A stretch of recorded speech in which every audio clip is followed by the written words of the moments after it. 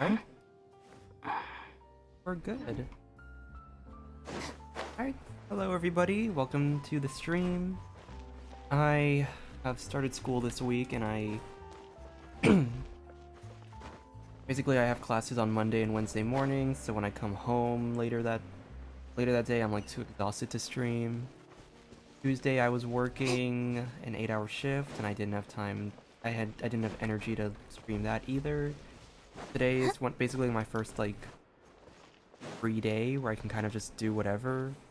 So I'm gonna spend the day in the morning, or I'm gonna spend the day doing the stream, and then later tonight it's gonna be like, I don't know, homework. I have a lot of homework lately. I was surprised to see my first week of school give me a lot at once. But I guess I'm in higher level classes now, so it makes sense. Anyway, yeah, so today I'm going to be doing Lyney's story quest. I don't know, I didn't get spoiled. Surprisingly, I didn't get spoiled on like any of the big stuff in the story. Obviously, I saw like little snippets of like stuff where like, you know, Lyney's trying to like flirt with us, maybe. Like, I know like the whole thing with like the rainbow roses.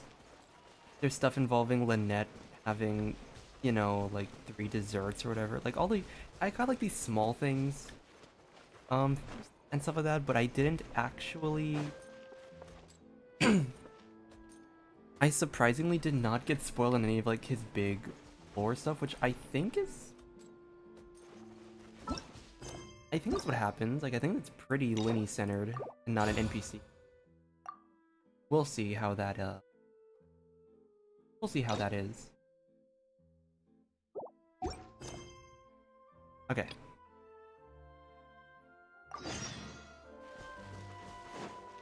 Should I use...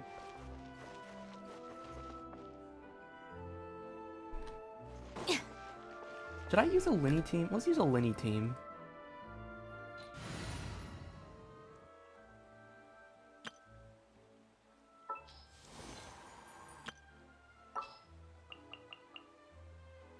And you know what? We gotta add them like...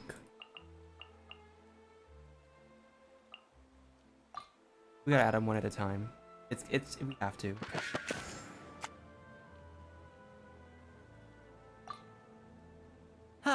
We'll be a traveling magic troupe.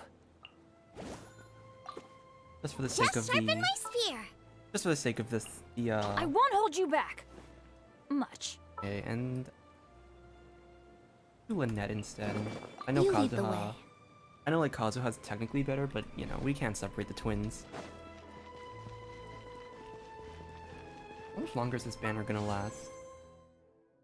Roughly 2. Okay. I really want to roll for Fermine, that's why. I don't know if I have the wishes for that though. I don't have enough for like, I don't even have enough for a temple. Hey, isn't that Charlotte? Huh, we're always running into her. What's she doing this time? Oh, looks like street interviews. Paimon has a funny feeling that we might be in for an interesting time if we go check it out. Shall we?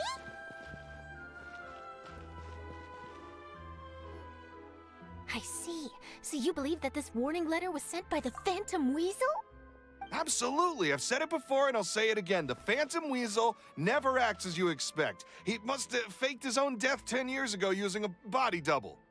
Now that he's back, I'm sure the guards who worked on his case back in the day are in for a headache, but however this turns out in the end, the one thing it won't be is boring. Couldn't agree more. As a journalist, I'm gonna get a lot of mileage out of this one. Thank you, sir, for your time. Now, whom should I interview next? Huh? Hey! What a coincidence! Fancy meeting you here. Perfect timing. So, the Phantom Weasel's latest warning letter. What are your thoughts? Phantom Weasel? Warning letter? Yeah, this is the first time we're hearing of this one. Could you clue us in? Huh? Oh, sorry. Yes, this case is from a decade ago. I guess you wouldn't know about it. Well, not to worry. You're in good hands because I'm a professional. The story goes like this. 10 or so years ago, a phantom thief became active in the court of Fontaine. known only as the Weasel. Nobody knew his true identity, and the authorities never managed to catch him. Wow, cool! He sounds like one of those mysterious night burglars that you read about in novels. Precisely. Well, except the part where they actually have a good reputation. Our Weasel targeted whatever people held dear, and no one was safe from his predations. He would just as soon steal a necklace from a rich merchant's safe as he would a toy doll given to a commoner child for their birthday. Sounds like an absolute weirdo. I know. The phantom thieves you read about in novels rob the rich to pay the poor, but this guy did not discriminate. Unsurprisingly, this didn't work wonders for his public reputation. Every man and his dog wanted to see him behind bars. Yeesh. So, did they catch him? Not exactly. There's a good chance that the Weasel would still be at large to this day if it hadn't been for an accident 10 years ago. A magician named Caesar fell to his death in a botched high-altitude escape performance. When the police went through his personal effects, they found a hoard of stolen loot and gadgets used for criminal activities. And that was how the Phantom Weasel's identity was revealed to all. Sure enough, thefts in Fontaine went down after Caesar's death. But today, 10 years on, the notorious thief has once again issued one of his warning letters and pasted it on the gate of the Opera Epiclese for all to see. I had to squeeze through the crowd this morning to get a photo as soon as I heard. Here, it's this one. I did see like the title of a video where it did show that Caesar was connected to Lyney and Lynette somehow, so I'm kind of curious how that's gonna play out. What the fuck is this? Okay, does anyone know how to read? Does anyone know how to read Fontanian letters? Yeah, I'm gonna need someone to translate that for me. So, this is the warning letter, huh? Let's see what he wrote. 3 days from now, when evening falls, I shall take from you that which you hold most dear at the Opera House, just as you did to me 10 years ago. This is, without a doubt, a clear declaration of criminal intent. After years of laying low, the Phantom Weasel is back with a vengeance. What once seemed like an open and shut case has been blown wide open again. But why has he reemerged now, and what does he want? I sense an epic scoop, and I'm going for it. Uh-oh. If this thief will steal anything that other people value, does that mean even we might be targeted? He might try to nab you, little Paimon. Aww. But Paimon doesn't want to get kidnapped. Well, he'd have to go through you first. You would stop him, right? Okay, the people have spoken. It's clear that the public are very concerned about the Phantom Weasel's reappearance. Let's see, I've got a photo of the letter, my interview notes. Yep, that should be enough to form the skeleton of my article. It does feel like something is missing, though. Something exclusive. Who should I interview next? I need someone with a more concrete connection to the Weasel. Is that who I think it is? Lyney! Looks like he's performing some magic. Magic. Magician. Caesar! The Phantom Weasel! That's it! Let's go interview Lyney! You see, the original Phantom Thief Caesar was a magician too! And what do Phantom Thieves and magicians have in common? They both have an air of mystery about them. Perhaps there's a connection there. Are you serious? What sort of a deduction is that? Oh, relax. My journalistic instinct tells me that an exclusive news story is beckoning. Let's go. No time for delay.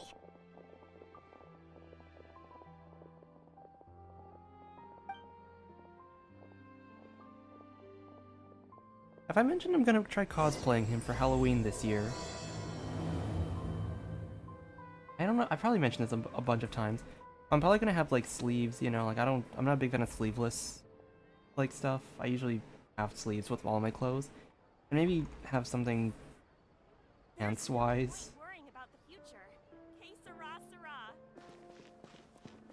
But I definitely want to get the, like, the general attire figured out. Like, the bow tie especially, the top hat. I want to see if I can like pull off this costume.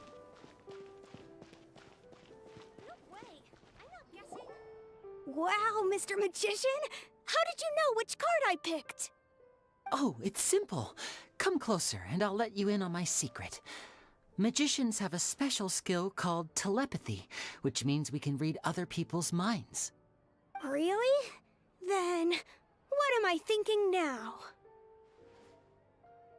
Well, first you need to relax, because I can see that you're clenching your fist in your mind, as if to say, no, I mustn't let him guess it. Aww. And now you're getting a little flustered. You're trying to find a way to empty your mind, to think of nothing at all. But the more you try to hide a secret, the easier it'll come out. You snuck out from home today, didn't you? You told your family a little lie so you could come out and play. Now, The little that's not a tisk good tisk habit. noises. You can tell? Oh boy, you really can read my mind. Of course. Oh, and that's the end of my performance. You should really be heading home. Remember to apologize to your family, all right? They must be worried about you. All right, got it. Bye, Mr. Magician.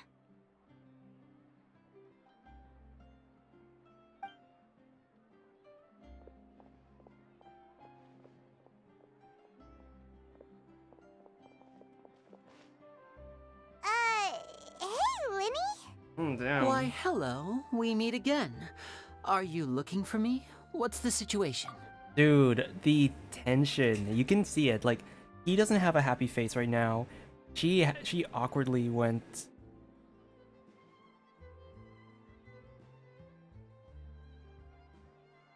I thought I heard something.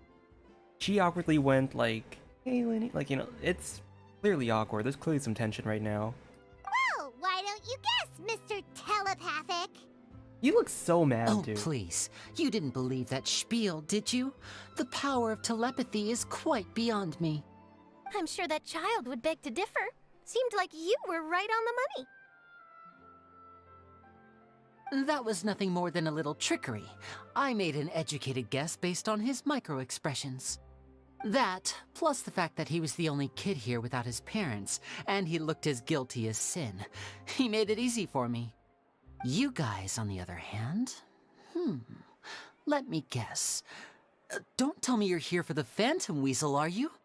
Wow, got it in one! Is this more of your trickery at work? Wait, really? No trickery this time.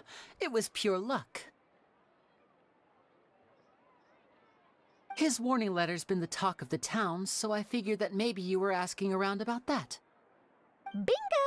I plan on writing a column reporting on the latest news about the Phantom Weasel. So, Lyney, what are your thoughts on this infamous thief's reappearance? To be honest, it makes me angry. Angry? Why? You read his letter, right? The Phantom Weasel claims he's planning something in 3 nights' time at the Opera House. That's the night I'll be performing there. Huh. What are the chances? Wait a minute, you don't think he's after you, do you? Well, if he is, then his warning is clearly a direct challenge to me personally. And if he's not, then it's still going to be a huge headache for me. The mere mention of the Weasel's name is enough to scare people off. So once the contents of that letter get out, barely anyone will be showing up to watch my show. But I've been preparing for this for a long time. I'm not about to let him ruin my big day. This leaves me with only one choice. I have to expose the Phantom Weasel's identity before the show begins. Really? So what you're saying is, we might get to see a live duel between a famous magician and an infamous thief? Wow, this has exclusive written all over it. To be honest, I'm not sure if I'll emerge the victor. The Phantom Weasel is a notorious crook, infamous for his inscrutable methods. You're being far too modest, Lyney. I I think your magic tricks are even more inscrutable than those of a thief.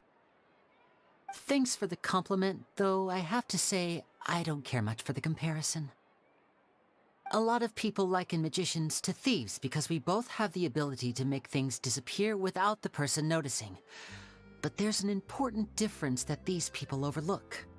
Allow me to demonstrate with a quick magic trick. Here, I have a flower, just an ordinary flower that was picked not long ago. Watch it carefully now. 3, 2, 1. It's gone! His expression is like a little kid. Where'd it go? That's the question. Where did it go? Therein lies the difference between us. Thieves make precious things disappear, but only magicians make them reappear. If I could now invite you all to check your clothes, there might be a surprise in there somewhere.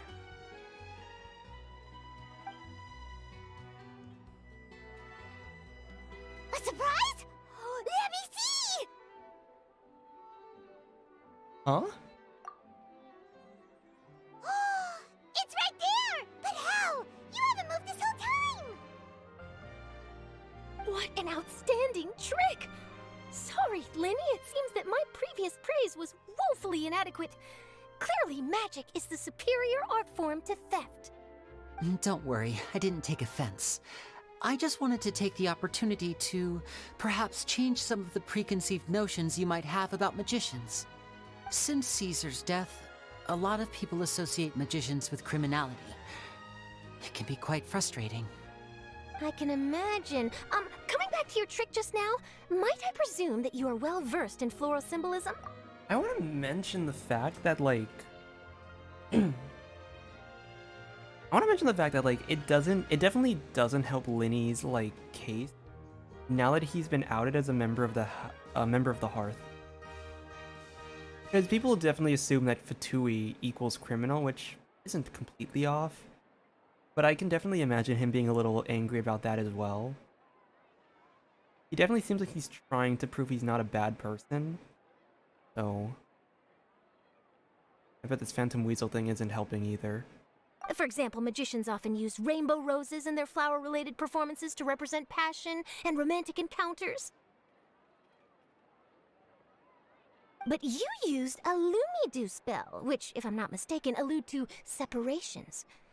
I'm curious to know if there was any deeper meaning behind this choice? Separation? Impressive knowledge.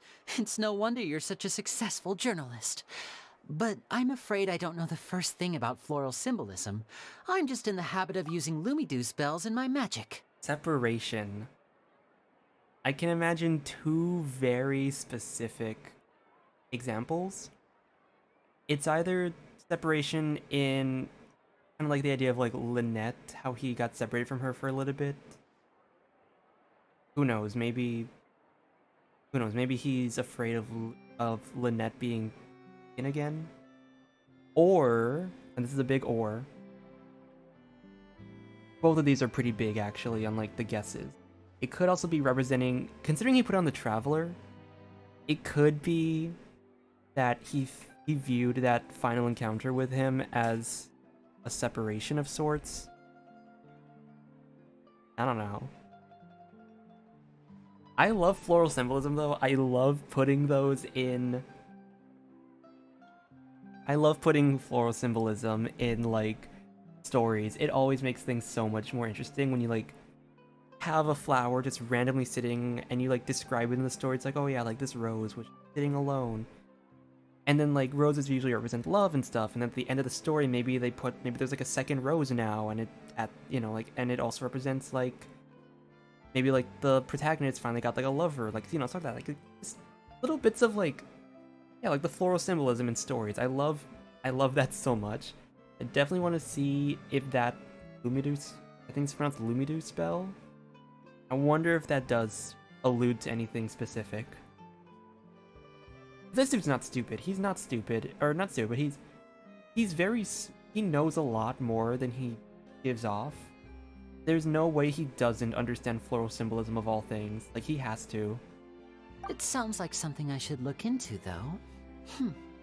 I'll buy myself a copy of Fontaine's Floral Language Facts when I have some time. But it'll have to wait until this Phantom Weasel business is behind us. I wonder if okay, see, I'm really nitpicking his like, or not I guess nitpicking, but I'm really breaking down like every line he has now because I don't know. Like, how do you know the title of the book? It's either that he knows the title because it's a pretty popular book and he just never had a time to like, he never really had a reason to get it, or he knows the title of the book because he has that book and he's pretending like, I don't know. I don't know if it's me, but if I did not really care enough about a certain title of a book or whatever, I wouldn't be saying the exact title. I feel like he has this copy already, and he's pretending that he doesn't know. And that's just me being suspicious about everything he says at this point. Well noted. In that case, this brings us to the end of our interview. I, for one, am looking forward to the final showdown between you and the thief. Please feel free to get in touch to update me on any further developments. Otherwise, I will of course see you at your show in 3 days' time, but let's hope the Phantom Weasel is caught by then. If there's nothing else, I'll be off. You've given me lots to work with here, and I've got no time to lose if I want to write that exclusive piece. I'll see you all later.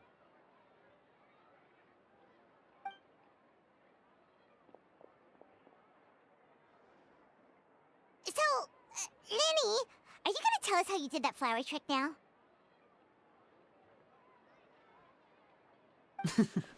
I'm afraid that's my little secret. Aww. Well, magicians are entitled to their secrets. But Paimon's really itching to know how it's done. You feel it too, right? So itchy! Phantom Weasel. You sure you'll be able to handle him? Not so itchy then, huh? Well, since you're so concerned, how would you like to serve as my temporary magician's assistants and help me investigate? Magician's assistants?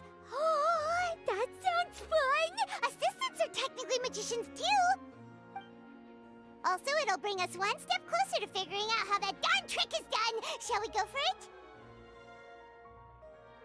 He looks so... Dude, I don't know if that's intentional, but the fact that he still has, like, his angry face, it shows that he's, like... I definitely view it as him being, like, suspicious. Like, he doesn't want to...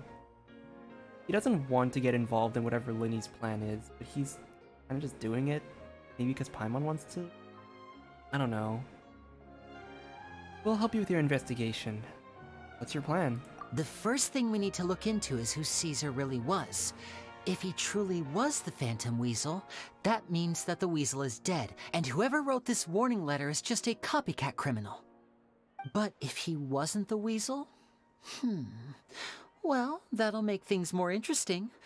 It would mean that the Weasel lives, and he's been laying low all this time in some corner of Fontaine.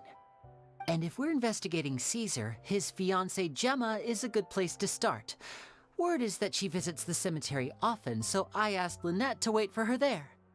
We should make a move. Let's go and rendezvous with Lynette.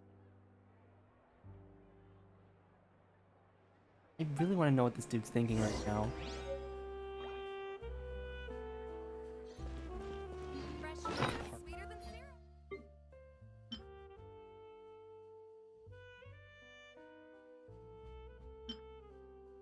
Is an arrangement of Lumidu spells which symbolize there's no way it's not because of the freaking like final encounter. There's no way it's not because like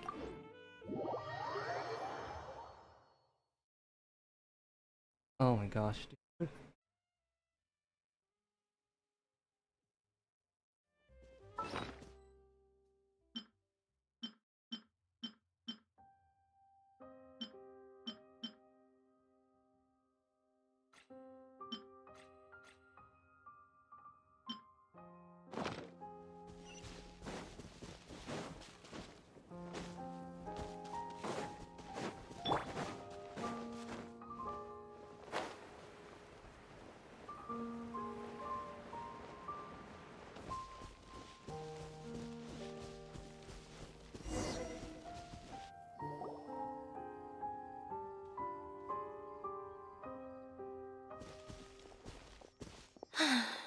You took your time.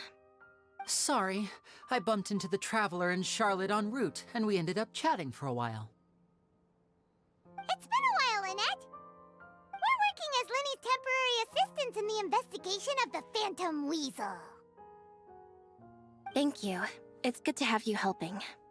So, what's the situation? Have you seen Gemma? Nope. I've been here a while, and she still hasn't shown up. How bizarre. Maybe it was bad intel.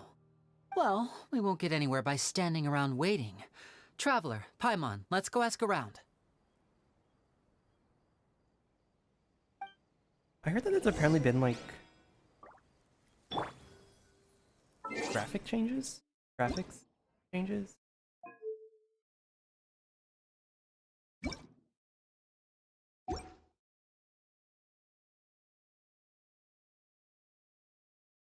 I don't know. I wonder what my dear sister Lynette is doing right now. Missing. I'll wait for you here and see if Gemma shows up.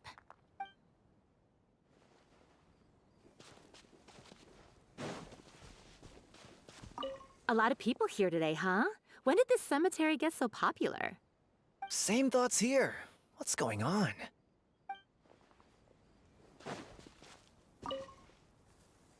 Excuse me, good sir. Do you by any chance know a Gemma?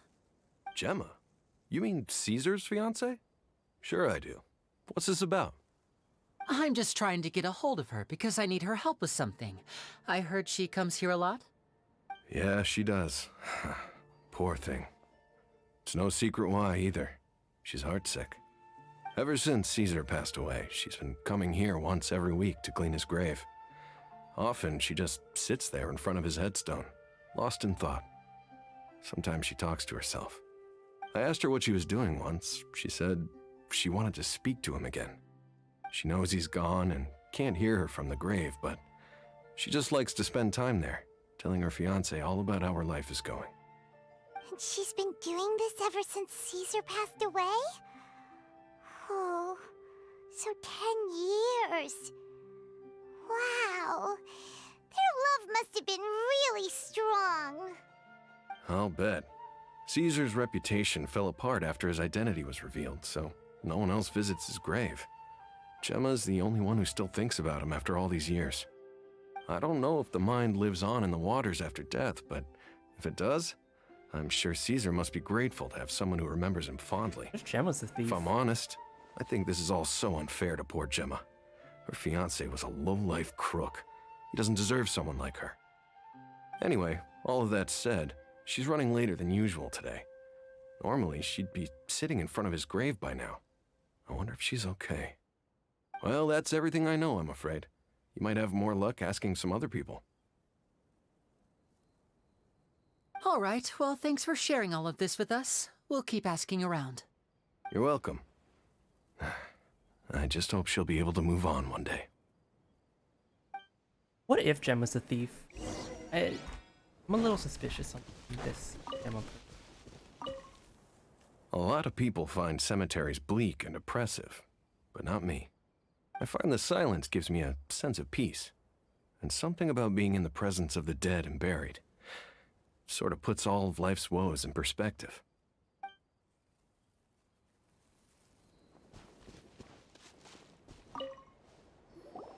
Did you hear the news? They're saying the Phantom Weasel's back.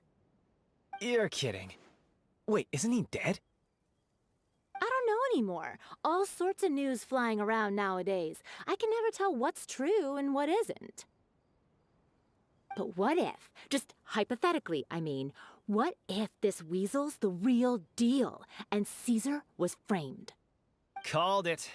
Seriously, 10 years ago, on the day it all went down, I said to myself, you know what? This guy's been set up. The Caesar I knew was a good guy. He gave balloons to children on the street, for Pete's sake. What, are we supposed to believe that he was a balloon thief or something? Give me a break. Oh, please. Weren't you the one cursing his name to high heaven when the police announced the news? You were all, "Oh, that gosh darn lousy son of a, you think you know a guy," or words to that effect. Wait, did I say that? I don't seem to recall. Sorry to interrupt. Hello there. Sorry for disturbing you, but I couldn't help but notice you were discussing the Phantom Weasel. We're actually quite interested in this topic as well, but we're struggling to get to the bottom of it. Do you think you could spare a moment to tell us a little bit about Caesar? You've come to the right people. Yep, I was there. Back when Caesar used to perform magic tricks on the street. He was a great magician. The best trick I ever saw him do was pop a transparent balloon, only for a whole bunch of doves to fly out from the inside. I was right up close and didn't blink or look away once. But for the life of me, I still don't have the faintest clue how he pulled it off. Really incredible stuff. I saw him perform too. He always used to bring some gifts along for the kids who came to watch his show, and he'd hand them out after he was done. Sometimes, he even got the kids to write their wishes down, and then he'd make the items on the wish list appear in his next show. Huh. He doesn't sound like such a bad guy. But after he died, there were also rumors that he used the wish list to find out what was precious to people, with the intent to steal it later. As I'm sure you know, the Phantom Weasel would steal just about anything from anyone. Whatever the case, now that the Weasel is back, Caesar's become a hot topic once more. I bet Gemma must be pleased. If Caesar's name gets cleared, maybe it'll finally give her some solace after all this time. No, speak of the devil. That's her over there. If you've got any more questions about Caesar, she's definitely the one to ask.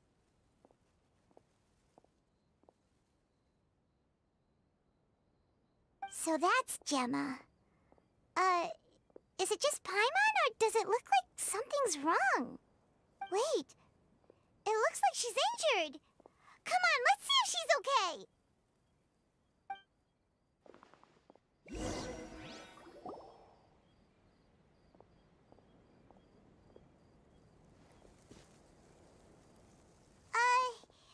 Hi there.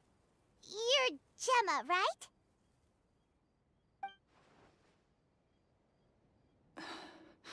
Who's asking?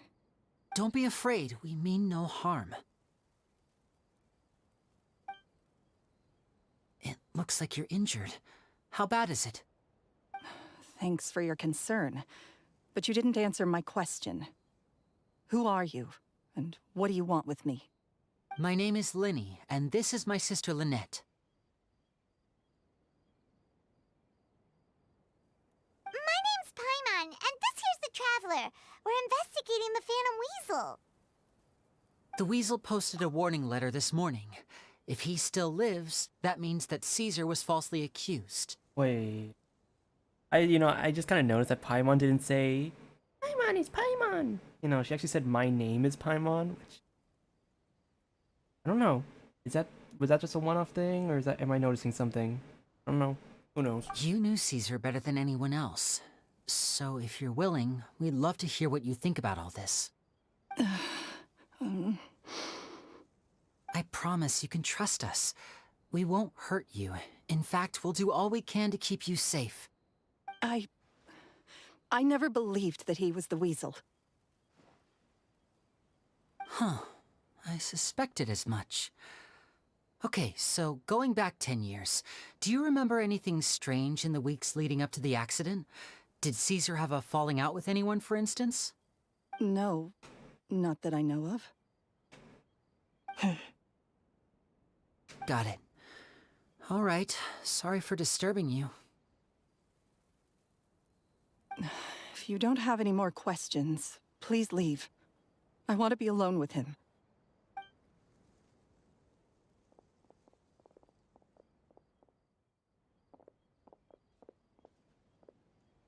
Judging by the look on her face, there's definitely something fishy about her.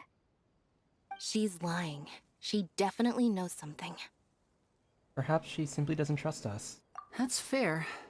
We're just a bunch of strangers who showed up and started questioning her about things that happened a whole decade ago. It makes sense that she'd be wary around us. In any case, I doubt we'll get any further here, so let's call it a day. Meet me outside Hotel de Boer tomorrow, and then we'll start the next step of our plan.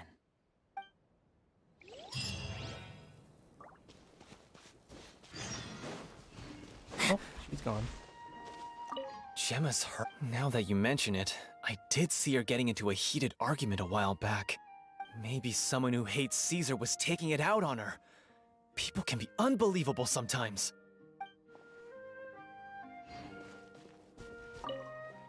Gemma's hurt. Now that you... Maybe someone who hates... Oh, Caesar. Were you or weren't you the Phantom Weasel?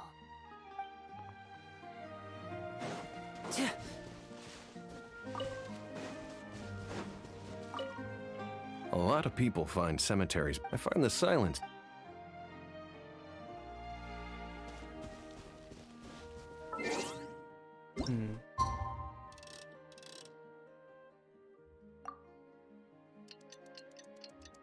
I have like two very specific. These are like kind of the craziest I so far. One of them less crazy. First one is either that Gemma's the Phantom Weasel this whole time, and that's why she doesn't, you know, she doesn't think that Caesar was the Weasel because was the Weasel, and maybe she feels bad because she framed him, and maybe the whole thing was an accident, and she kind of feels bad because I don't know. Or what if Caesar's alive and they communicate through the grave? I don't know. Like, there's like a speaker or like a microphone that communicates through the grave. Lynette's not joining us today? I've had her follow Gemma and see if we can make any inroads with her. They should be at a cafe right now. Still, I don't think that Gemma's likely to open up to us. So, we need a contingency plan. We start. Today, we'll be looking into a guy named Lorenzo, Caesar's former pupil and assistant. When Caesar passed away, all the stolen goods discovered in his home were confiscated and returned to their rightful owners. But Lorenzo was the only one privy to all his magic secrets, and he inherited his craft. Before long, Lorenzo was the next big magician in town, his fame surpassing even that of his master, and it made him very wealthy. He's since left the magic scene, though, and these days, he's a wealthy businessman with his fingers in a lot of different pies. I had to pull a lot of strings, but I managed to get him to agree to a couple of drinks with me. Be warned, though, I hear he's got a hair-triggered temper. We'd best be careful.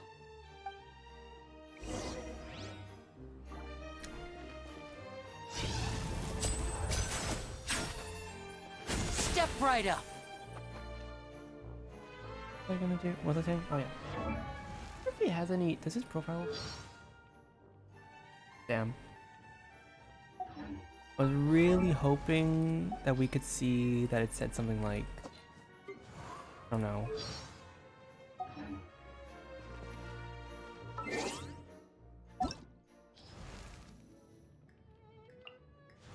I don't know the details. Relation to the Aramite. Like, what is Fatui? You know, I thought it would be interesting, like, in the beginning, before the quest, it says, like, Lyney's affiliation was like this. Hotel... I'm gonna butcher this so badly, I'm so sorry, guys. Wolf de? Is it, I don't know what's silent. I don't know what's silent in French. But this, you know, I thought it was gonna say this. And after Act 1, it would say Fatui. Or maybe House of Hearth. I don't know. I thought it'd be really cool if they had kind of like implemented something like that. They did it with the Archon quest, so I wouldn't be surprised.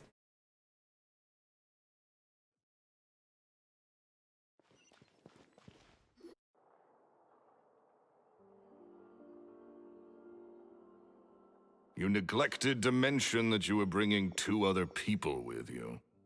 My apologies. These 2 are my assistants. When they heard that I was meeting with the former magic maestro himself, they begged and pleaded with me to bring them along. And if it's no trouble, a couple of autographs would really make their day. Oh, forget the pleasantries, just sit.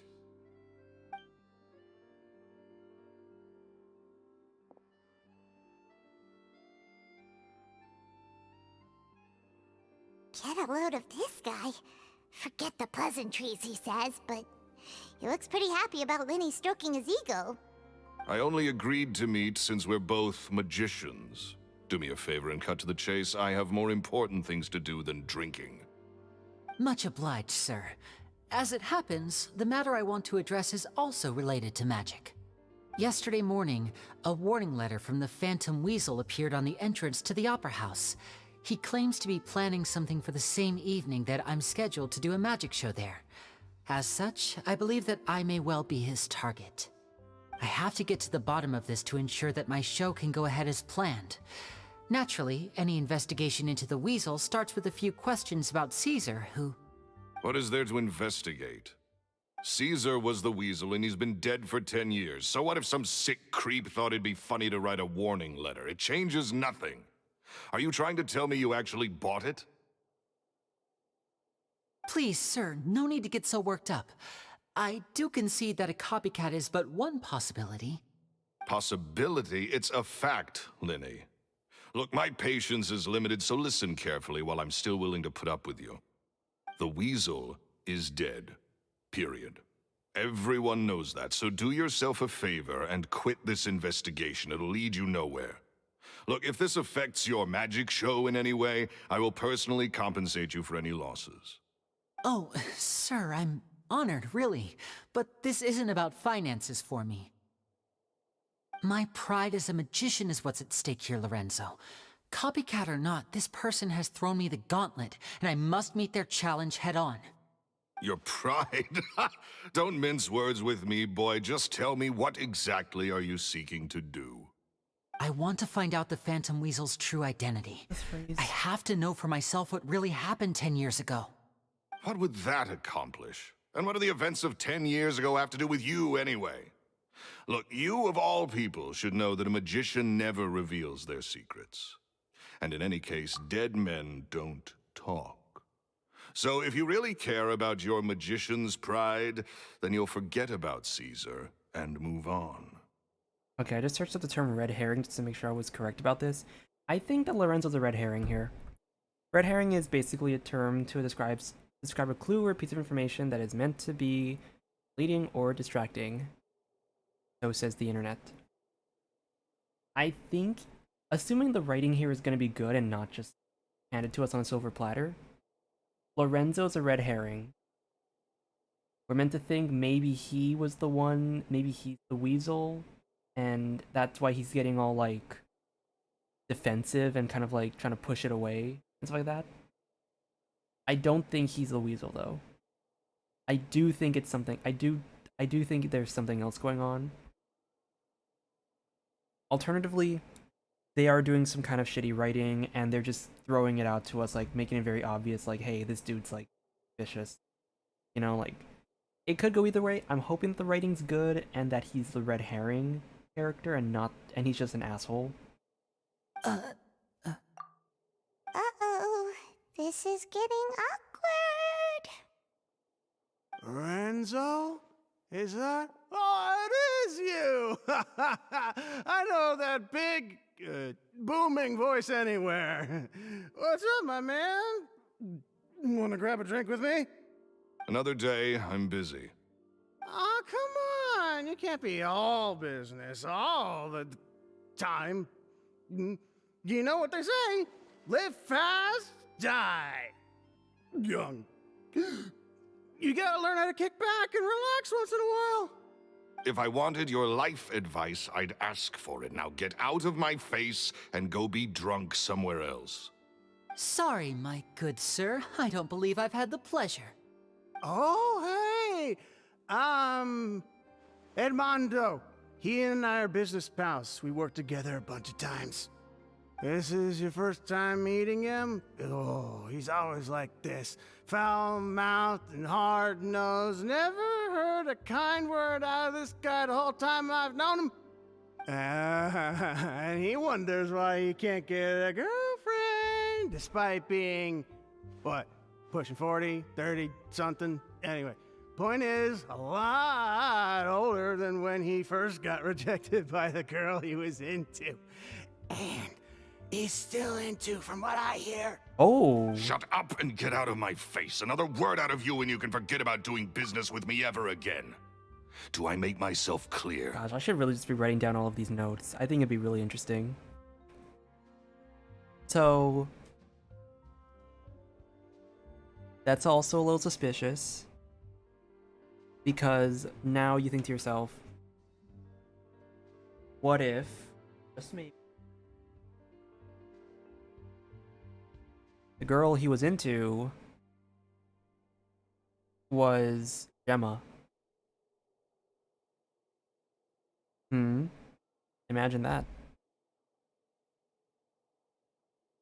And I'm just gonna I'm marking every character as a suspect until we know for sure that they're innocent. This is like guilty until proven innocent mindset. Edmondo can also be a suspect now at this point. And he's being, I don't know. You never know. Like, you know, he has like kind of this innocent feel, kind of like this reckless, innocent feel, but maybe he's actually calculated as a phantom thief. Who knows? Everyone's a suspect. Sorry, I may have had a little too much to drink. All right, I'm gonna leave. Don't work too hard.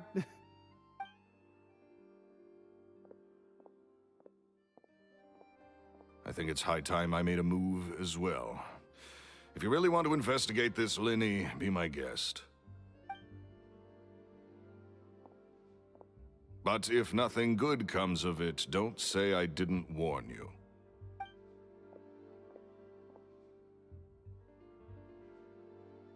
Well, that fell to pieces in a rather spectacular fashion. Any thoughts?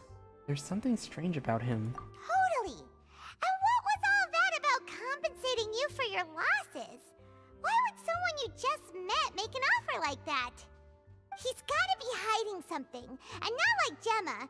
She was a little suspicious, but this guy's definitely covering something up. Gemma? I think so too. And we need to look into Lorenzo more closely. That guy Edmondo seems to know a thing or two about him. He only just left. Let's see if we can catch up with him. Gemma and Lorenzo are in cahoots. I'm throwing... It's like throwing random ideas at a dartboard. Something's gonna stick, and then I can say that I called it because I threw out that random idea. Something will stick, I promise you that. Does it mean that I predicted it? I don't know. But it means I thought of it, and I'm saying it, so that means I was thinking. You know, that means I might be right. Technically.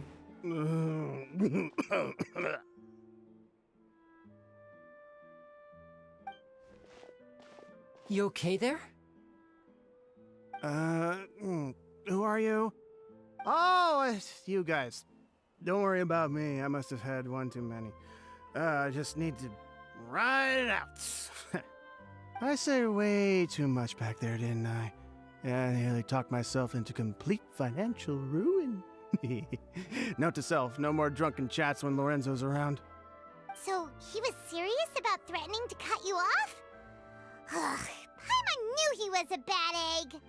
Hey, just keep your voice down. Don't go prying into Lorenzo's personal affairs. Bad things happen to people who ask too many questions, or make an enemy out of him. What kind of bad things? Don't even ask. I'm sorry, I'm gonna have to cut this conversation short. I'm not crossing that line again. And take it from me, trouble with Lorenzo is one thing you don't need in your life. You saw him flare up back there. I don't know what you said to him, but clearly it touched a nerve. That's not a good sign. You're too young for this. Don't get in over your head. I'm leaving. I love his voice acting. I love the voice acting. And there he goes.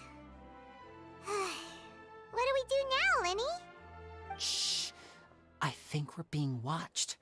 Someone was listening in to our whole conversation.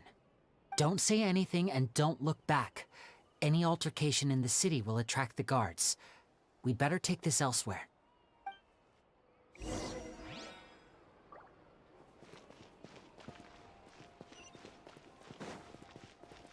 Hip.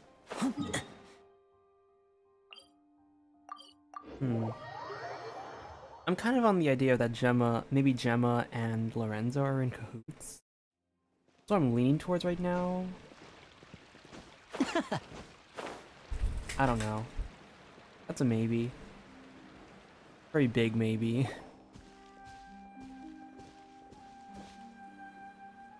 You followed us a long way. Why don't you come out and introduce yourselves? So you're Lyney. And where's your sister? Ain't she with you today? Is that the mafia? Save us the trouble and go fetch her for us. Let's not drag this out. Paimon doesn't like the tone of your voice, mister! Who sent you, huh? Save your questions, missy. You ain't gonna need answers where you're going. Capiche? Entered the mirror. Looks like we can't avoid this fight. Now, I'm not the strongest fighter, so I hope you're ready to back me up. You got a vision. You'll be fine. Don't worry, we got this!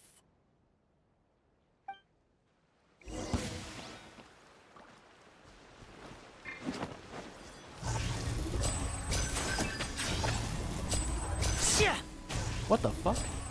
Am I C? What's? I'm a C3? And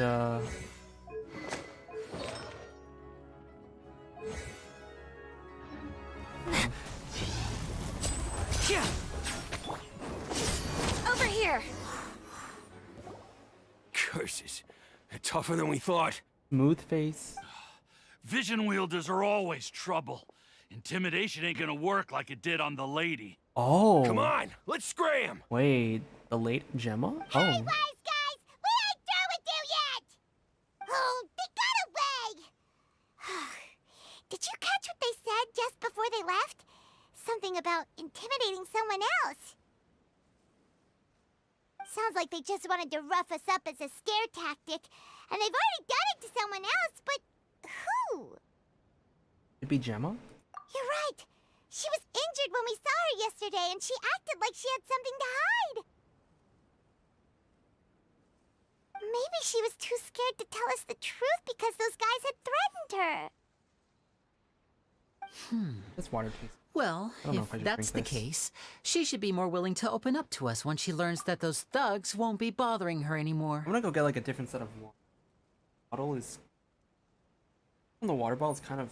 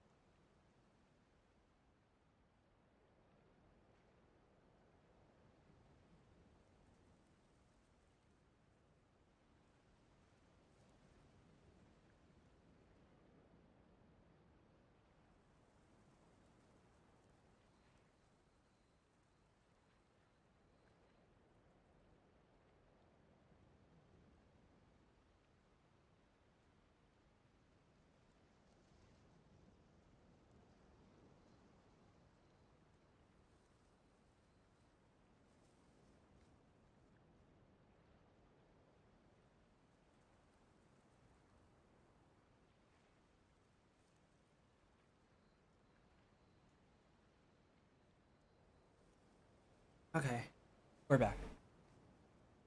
Let's head back to the cafe and see if we can get any information from her.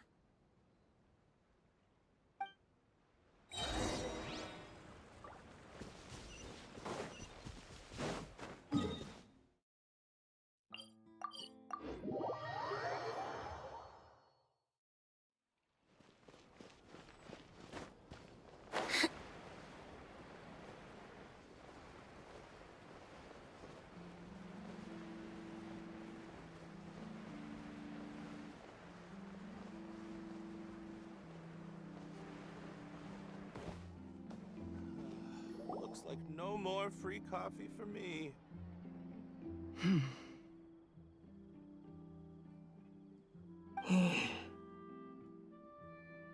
These two do not know how to talk to each other. Gemma? You again. What is it this time? We just ran into the men who've been threatening you, and we gave them a taste of their own medicine. So, you can relax now. We're here to protect you. What? Why? I didn't tell you anything. Why would they come after you? Sounds like they're no strangers to you. That's putting it mildly. I know them all too well, and I hate them with every fiber of my being. It's been 10 long years, and still every time I try to look into Caesar's death, they show up and warn me not to do anything stupid. How do I know I can trust you? Do you really think you can get to the bottom of it all? And why are you doing this? I'm afraid I can't reveal all the details just yet, but I can promise you this. I will expose the Phantom Weasel's true identity. Because you see, this is a personal matter of the utmost importance. I give you my word. Trust me. Okay. How can I help you? I really want to know how they're connected to Caesar. I've heard that Caesar used to have a magic workshop where he kept a lot of his personal effects. If possible, I'd like to take a look at them. Do you know where it is? The Fleuve Sonde. But the place was sealed up by the police after his death, and no one's been there since. I also know that the Fleuve Sonde is dangerous territory. Lots of hostile groups lurking around. If you're serious about going there, please be careful. Understood. Lynette, you stay here and take care of Gemma. Don't let her come to harm. Got it. But if I'm staying here, I'm ordering dessert. I mean, bon appetit. But stay sharp, too. They're likely to come for you while I'm away. Okay. All right. Power saving mode off. I'll start taking this more seriously now.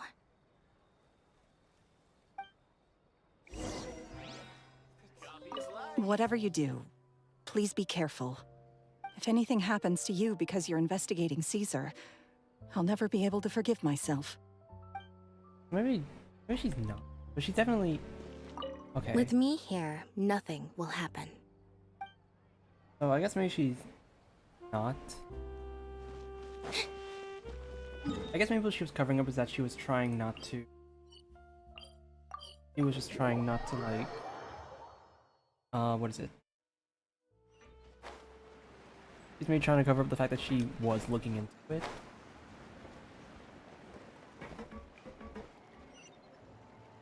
I guess it's this way.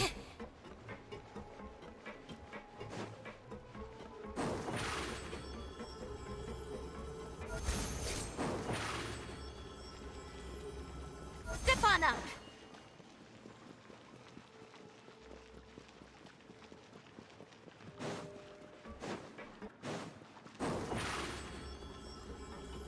Over here! If Gemma gave us the right location, then the workshop should be right nearby. Huh. Looks like these boxes are blocking the entrance. Let's shift them away first. There we go. It should be just down here. I'm curious on who is...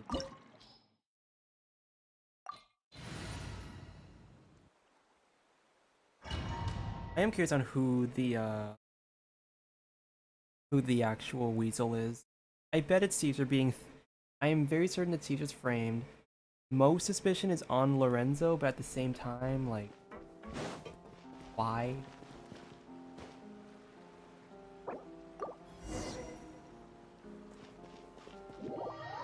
Let me try something really quick, actually.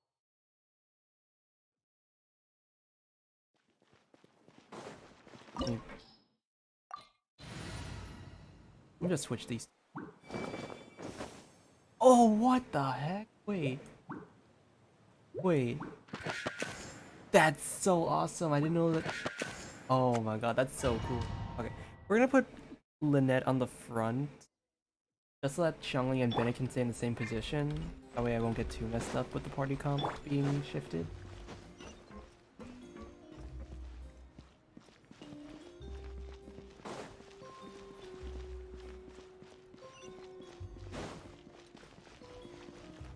Sounds interesting. So this was Caesar's workshop. Nothing suspicious here, just normal magic props. Let's head in further. I can't like raise the music, but it does sound very whimsical. What was that? Oh, is this one of Caesar's gadgets? must have triggered some sort of device.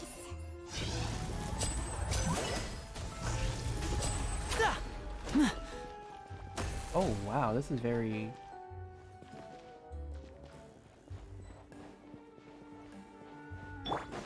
Surprise! Cue the spotlight! Teamwork is dreamwork! Huh? Eat this! Now disappear! Yeah.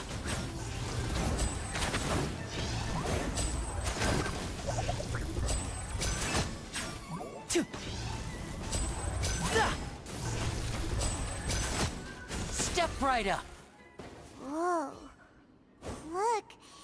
The doll in the box is glowing.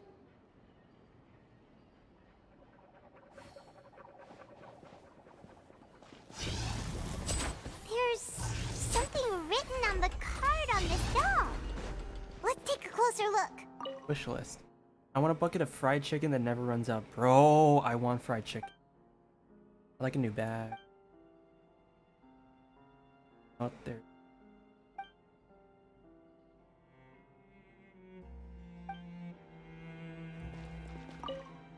Like a little dove. I want a robot with cool powers. Note, you need your parents' permission to own a pet. You also need to take good care of it. Enough for you to own a pet.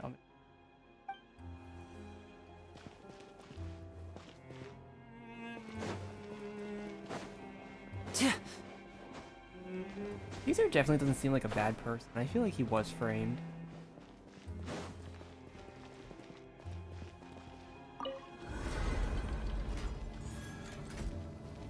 But... oh. Why am I flaming?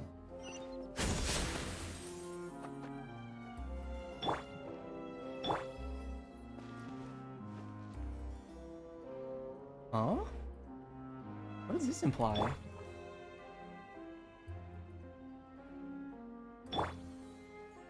Is it part of his constellation?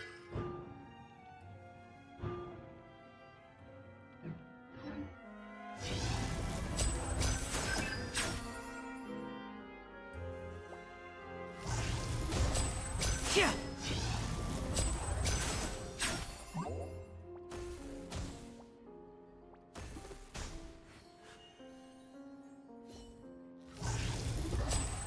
Yeah. Yeah. Yeah. Now disappear. Oh, I bet that's what it was. It was just a, it just shows you when his C1 is ready again.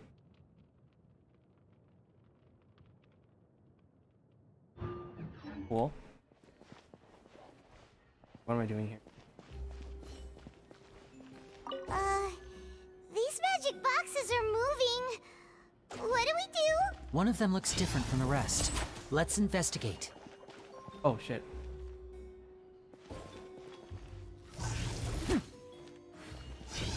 Got it.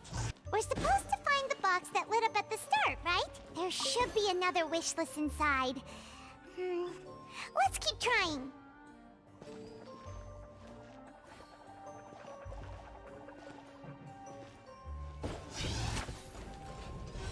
Hey. I did not know what the whole goal was. That's why I didn't pay. I wish my parents would get back. Oh, that's sad. I wish for good reason.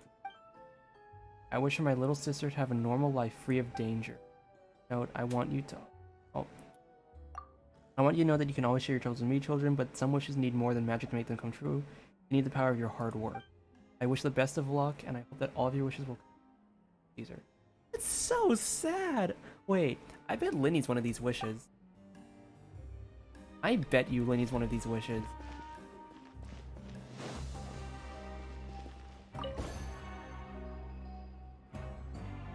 I want to try to find this song after. I want to see if I can find like the soundtrack to it.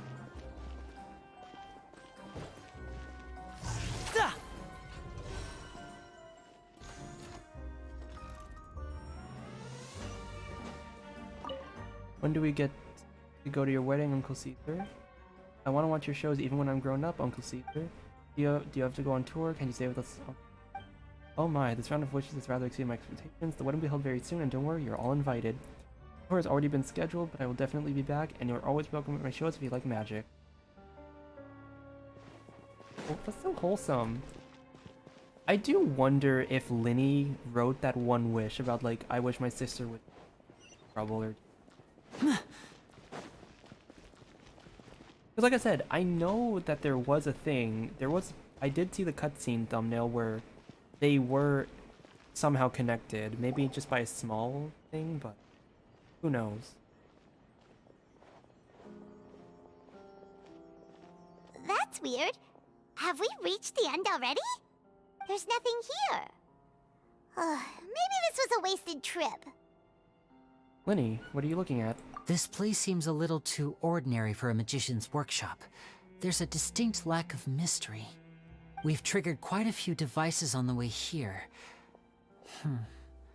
I'm starting to wonder whether Caesar built this whole place as one big, elaborate magic contraption.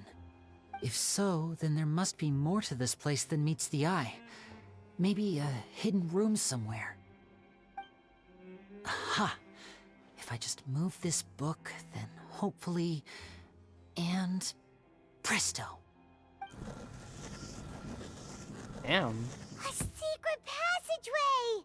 How did you know? I'm a magician too, and apparently great minds really do think alike. Looks pretty big inside.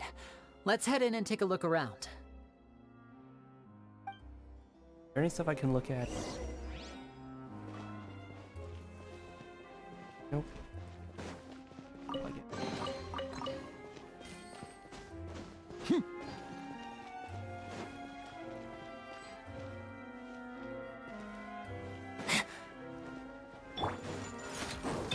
Step on up! Surprise! Let the magic begin! Booba, get them! Hey,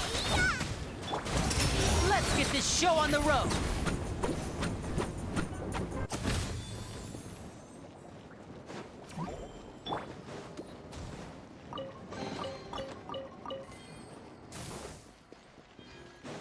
Thing up here?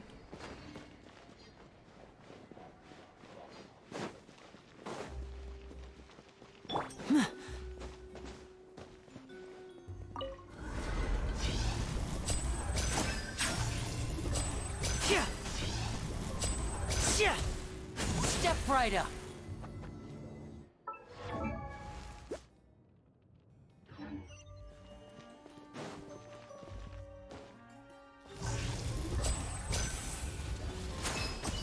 What the? Huh? Huh? Lyney?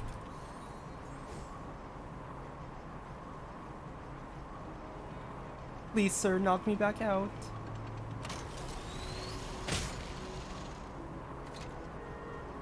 What the fuck? Huh? What just happened?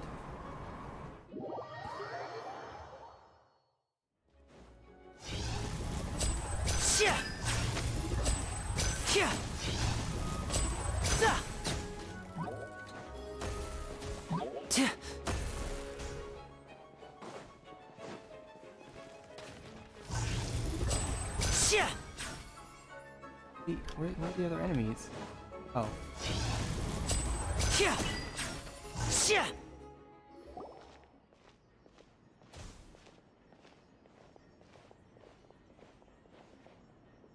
why have you stopped, Lyney?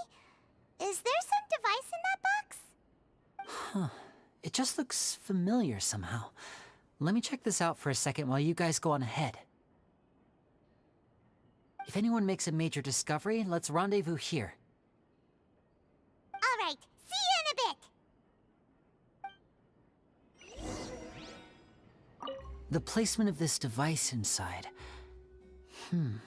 If I remember correctly...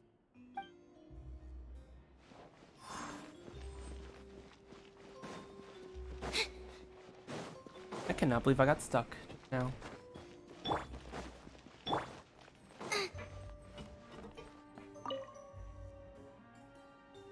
What? Activate all the magic tips while swinging.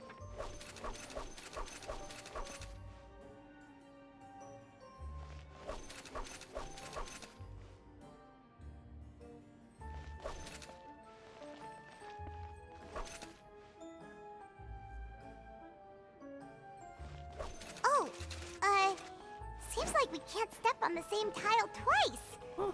Guess we've got to finish it in one run, huh? But I didn't.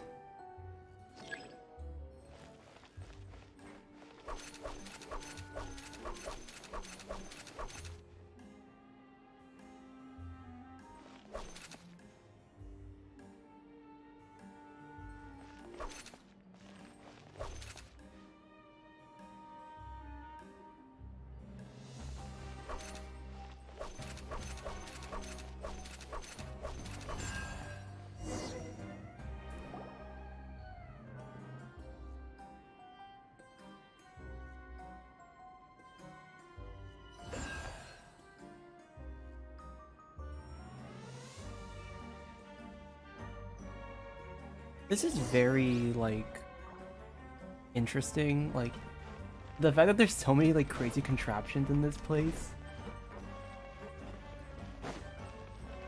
Wow! There's a hidden room here! Let's see! Oh, this bookcase is full of Caesar's own notes. He wrote a lot about the principles of magic. Whew. Much too advanced for Paimon. Hey, look! Is that Caesar's diary on the table?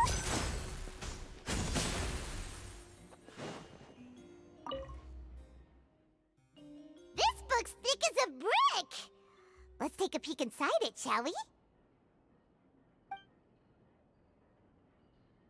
Let's see. About the wish list. At one of my shows a few days ago, a child asked me how I pulled candy out of my hat. As a joke, I told the kid that the hat has a built-in wish-granting machine. Next thing I know, today a whole bunch of kids were pestering me to pull all sorts of things out of the hat. So I told them another white lie. The machine needs time to power up, but in the meantime, you can write your wishes down. Well, they took me up on that offer, enthusiastically. As I write this, I've only just got back from running around all over town, buying the things they wanted. Boy, are my legs sore. I wound up saving very little this month, but that's not a major issue. I now have a bigger problem. How am I going to hide all these things inside my hat?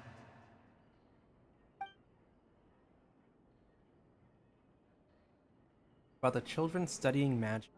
2 children came to talk to me after today's show. I don't know why they were out on their own. They looked much too young to be unsupervised. Lyney and Lynette. I do hope they got home safely. Anyway, they said that they wanted me to teach them how to do magic. It's not uncommon for children to ask this, of course, but I've never seen any of them as serious about it as these 2. I told them that learning magic is very hard work, but that didn't faze them at all. It's like they already knew. They seemed so committed. I couldn't turn them down. About Lorenzo's issue. Ooh, Lorenzo. It seems like something's bothering Lorenzo lately, but he won't open up to me about it. It's Gemma. Surely he's not upset that I agreed to teach those 2 children. I'll have to talk him around. I have a good feeling about those kids. They're naturally talented, and it seems like they're not new to the world of magic. They have all sorts of fantastic ideas. All I'm really doing is helping them develop a more professional standard training plan. They wanted to call me Master, but I told them they absolutely mustn't. Any magician worth their salt could have taught them what I have. They're the geniuses here. Compared to them, I don't deserve to be called any sort of master. With time, I have no doubt that they could become far greater magicians than I. My only concern is why they're so mature for their age.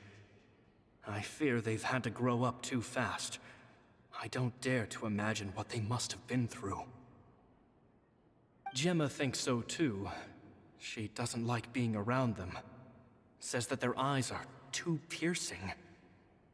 They don't bother me, but then again, I've never been the sharpest tool in the shed. Okay, so I'm wondering if it is. Yeah, so I think it's pretty clear that it is Lyney and Lynette. What I want, I'm kind of still figuring this part out.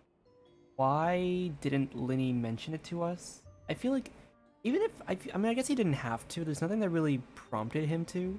But you would think that he would just casually mention, like, oh yeah, like, I knew Sazir for a while.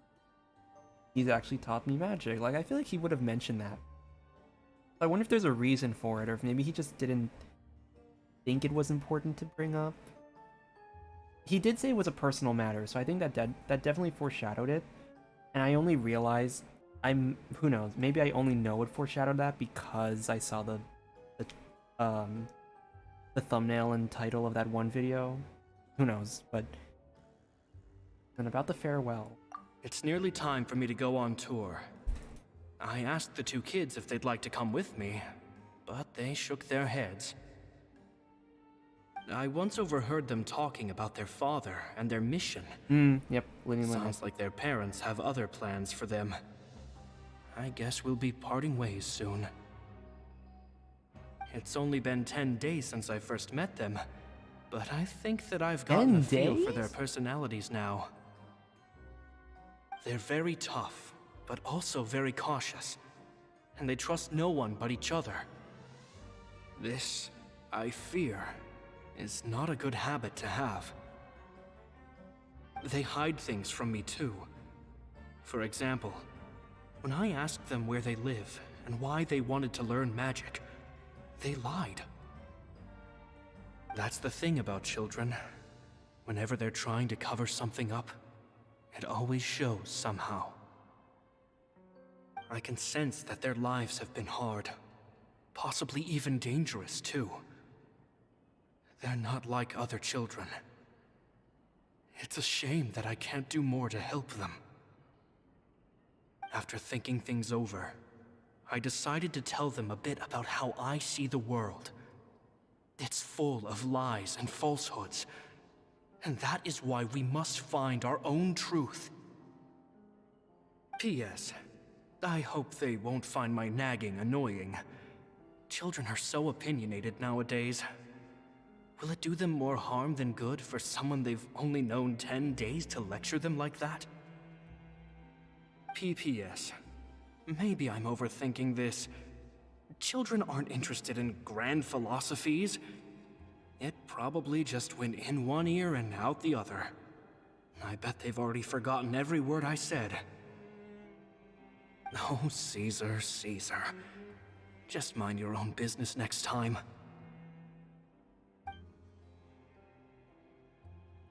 Stop reading. Two magic geniuses with a father and a mission, huh?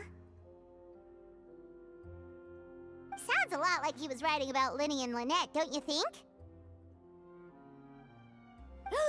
So did they meet Caesar when they were kids? Let's go ask Lyney!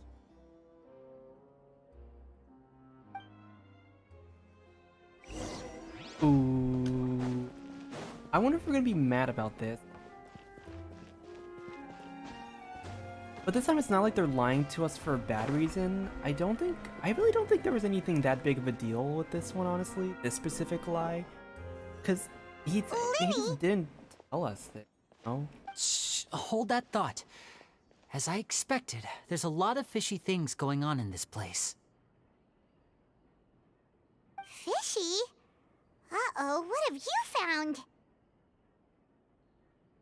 All in good time.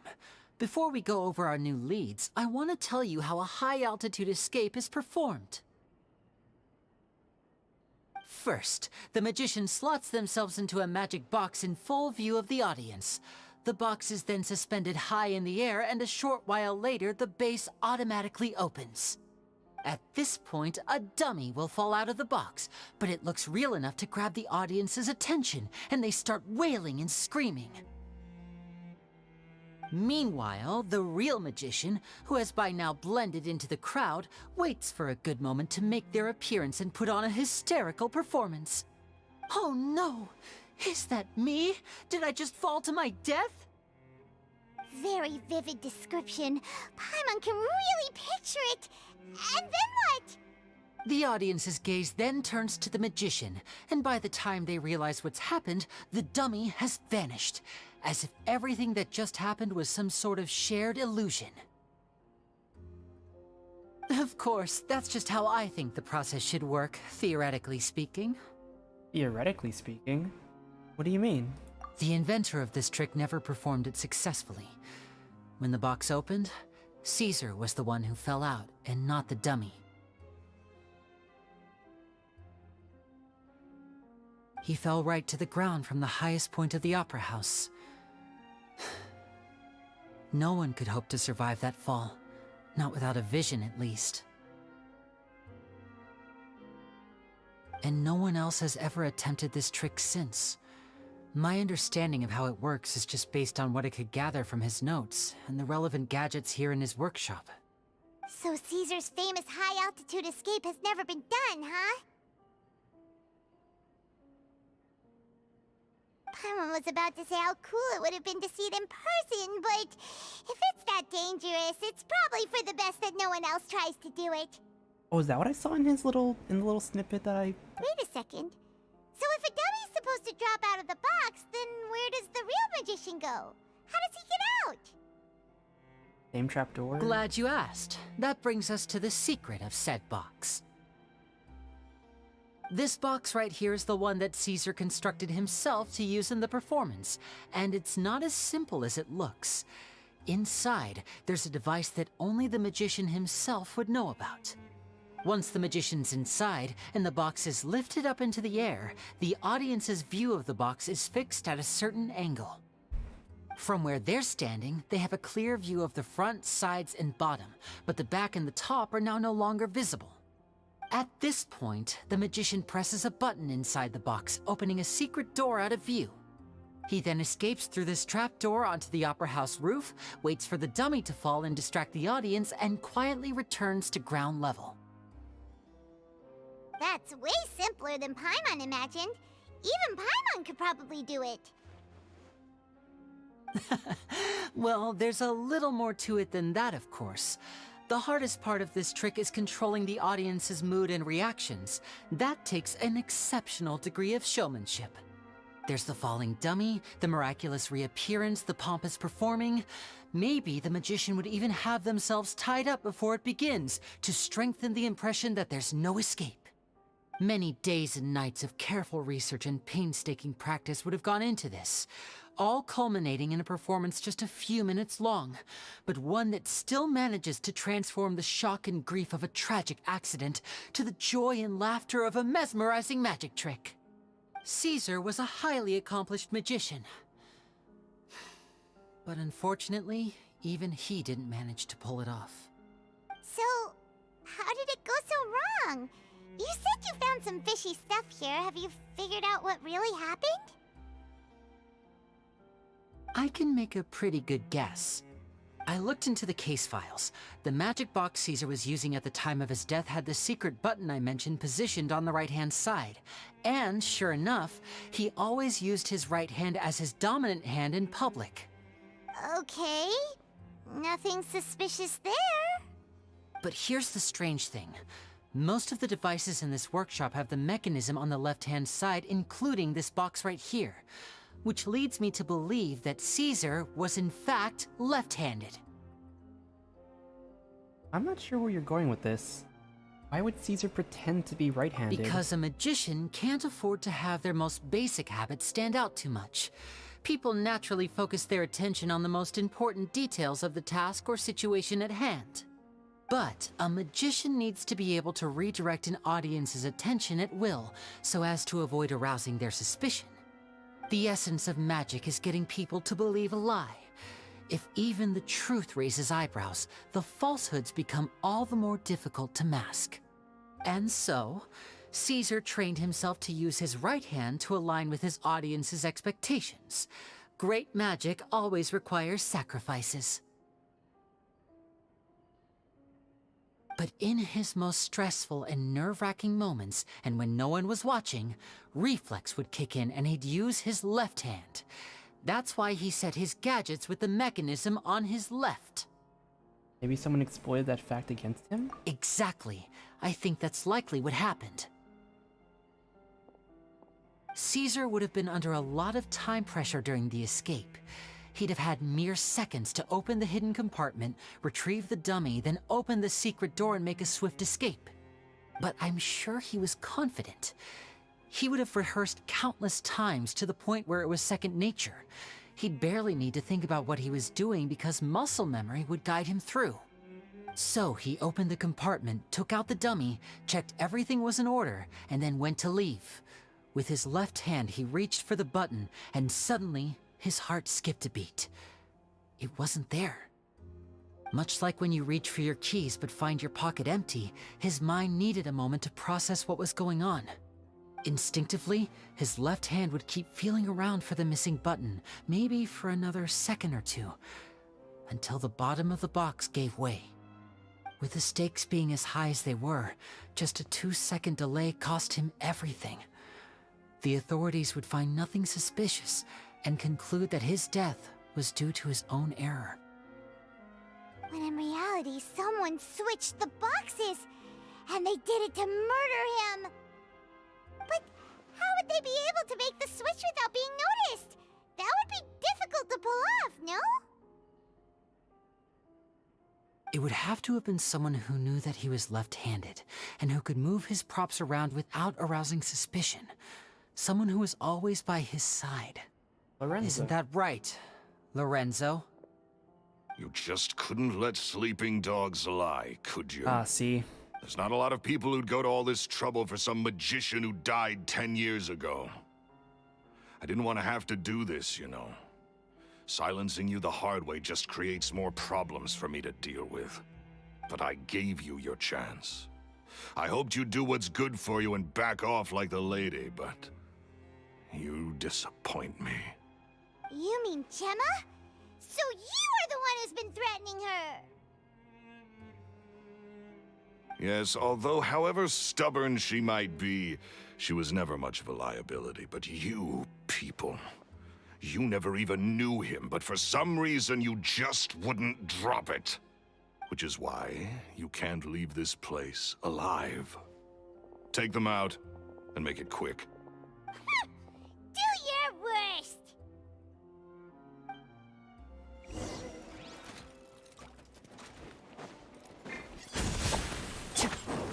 Over here! Surprise! Out of the frying pan! Ha! Everybody stand back! You're toast! Cue the spotlight! I'm fine.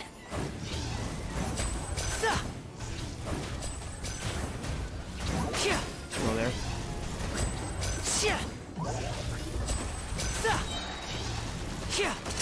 Here comes the finale. And voila!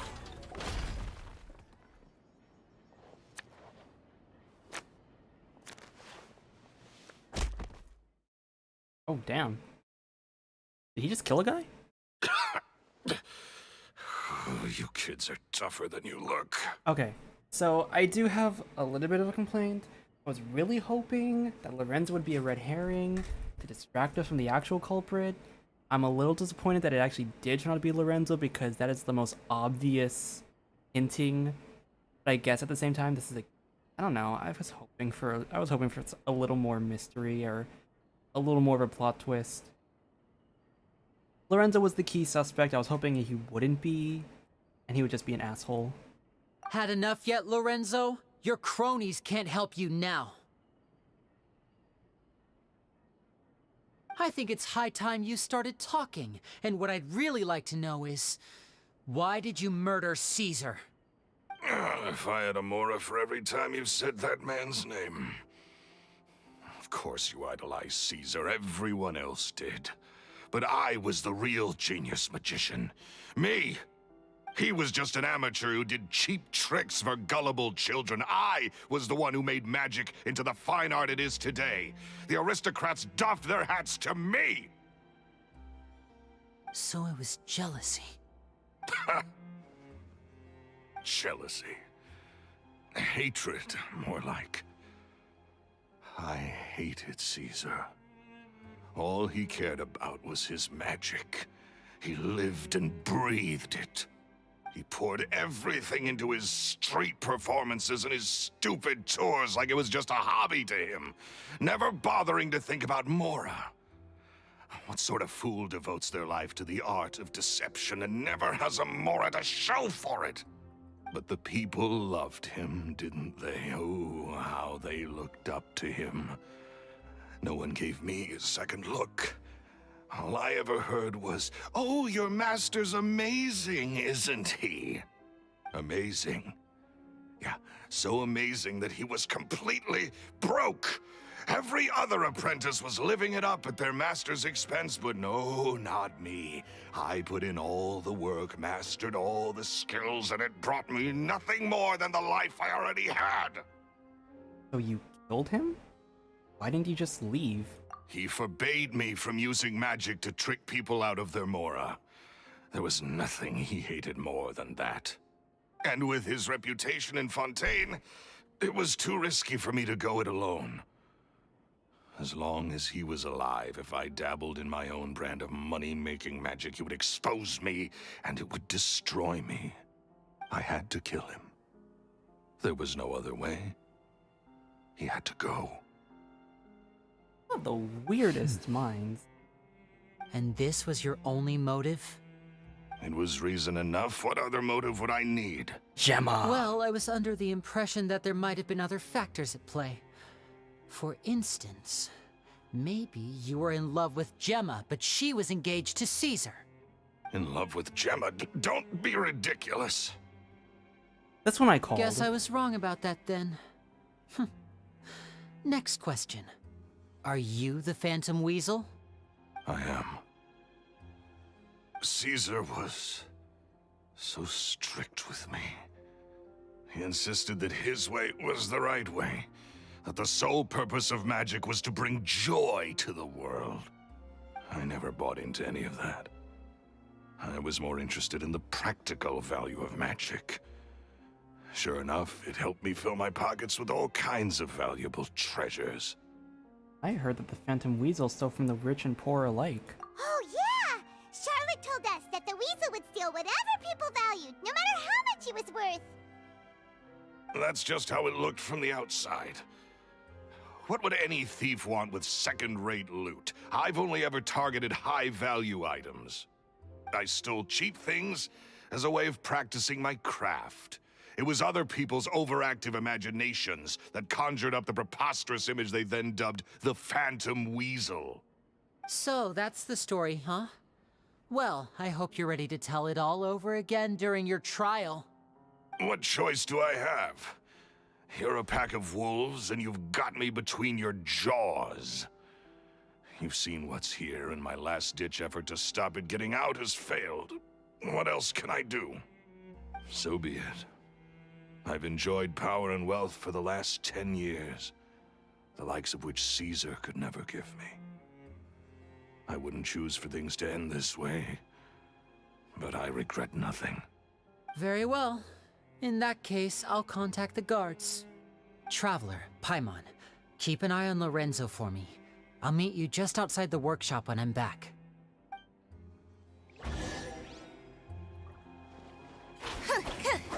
At least I can finally stop looking over my shoulder now.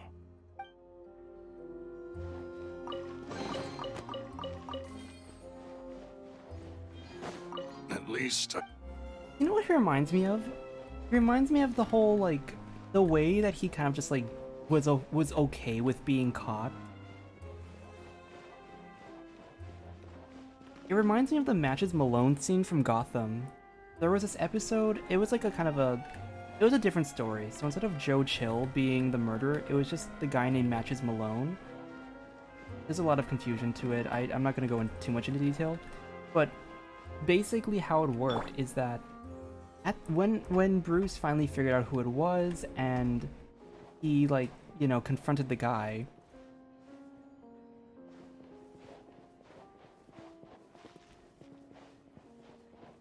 the thing that was, like, really well written about that scene was that Matches didn't feel guilty for any of the people he had, like, been killing. He was tired of it. he doesn't really regret what he did, but he just didn't want to do it anymore. He was just tired of it. That line that he just said, like, at least I can finally stop looking over my shoulder, just kind of gave me that same feel. Like, he was just kind of, he like does, I don't know. Maybe I'm looking too much into this. Maybe I'm like overanalyzing it. It definitely just gave up the idea of like, there are some, I do like it when like the idea of like some villains like don't necessarily, some villains like kind of look at the bright side when they get caught. Lorenzo was trying so hard to like do it. I'm sure I think he was just kind of tired of it. That's my assumption. It's like a random, just throwing that thought out there. I don't know.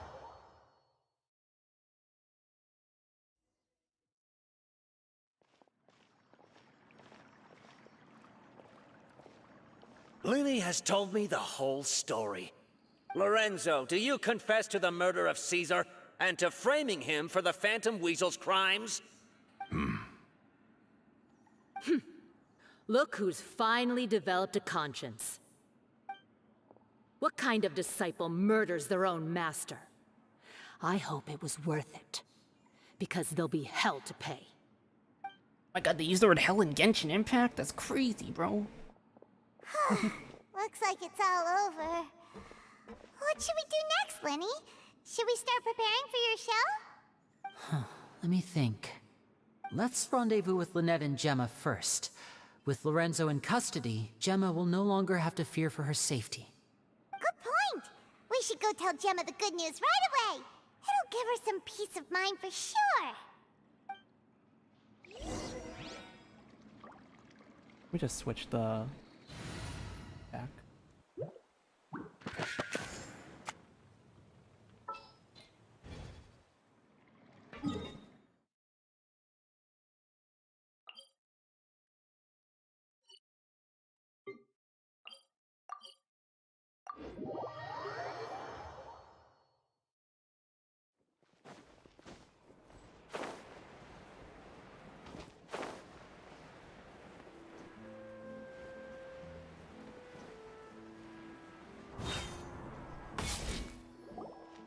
Ah, you're back. You were so quick. I've only just finished my third dessert. Your third? Lynette, come on, we've talked about this. Everything in moderation. You're not gonna have any room left for dinner now. It's fine. I'll shift to exercise mode and jog off the excess sugar. That's besides the point. Well, it's done now, but try to eat a more balanced diet in the future. Point taken. Did everything go okay? Of course!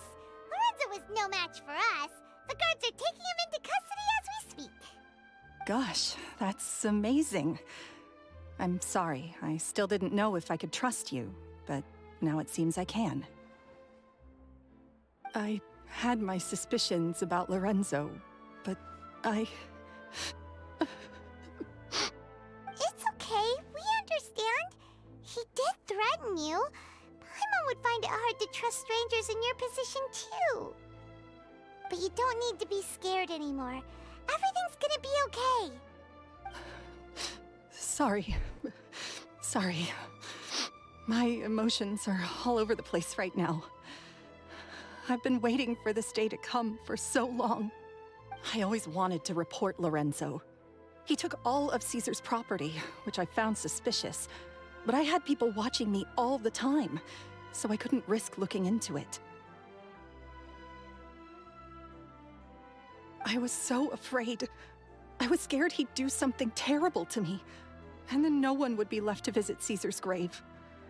So I never had the courage to speak out. Thank you all.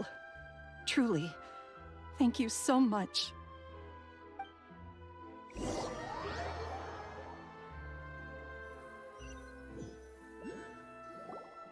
Thank you all for clearing Caesar's name. I never would have guessed that Lorenzo was the real Phantom Weasel. He never showed any signs that there were problems between him and Caesar in public. From the outside, it looked like they got along great. And to think that lowlife's been living life to the fullest all this time, while Caesar's name was getting dragged through the mud. It's a travesty. At least his soul can finally rest in peace now, thanks to your efforts.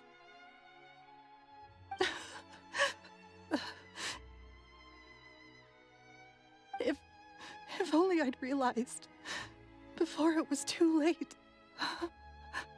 Don't blame yourself, Gemma. This isn't your fault. Yeah, you still have the rest of your life to live. Caesar wouldn't want to see you spending it feeling guilty. Cheer up, Gemma. My brother's doing a magic show at the Opera House tomorrow evening. Would you like to come along? It might raise your spirits. This show will be a special one. We're holding it in Caesar's honor. In Caesar's honor? Really? Thank you. I'll be there. Great. We'll see you tomorrow evening. Traveler, Paimon, don't be late. Don't worry, we'll be there. No way are we gonna miss out on a free magic show. Wait, Paimon feels like we're forgetting something. Oh yeah, Caesar's diary! We never found out if the two kids Caesar taught magic to were Lyney and Lynette or not. Lyney changed the topic back in the workshop, so we didn't get a chance to bring it up. Oh well, guess we'll just have to ask Lyney tomorrow evening.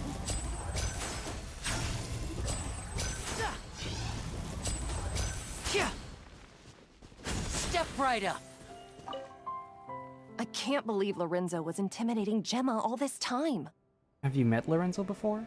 He comes around here sometimes. Not to clean Caesar's grave, though. He just stands off to the side and watches Gemma from a distance. She must have known, but she never asked him to leave. I wonder why that is. It may take some time, but Caesar's reputation will be restored now that the real culprit has been captured. Looks like Gemma chose a good man after all.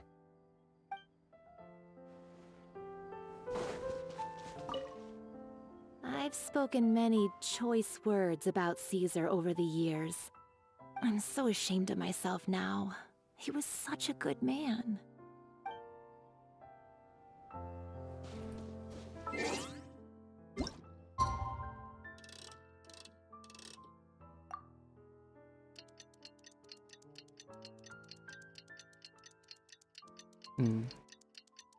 I'm trying to like just think about the story as a whole and just get my thoughts process.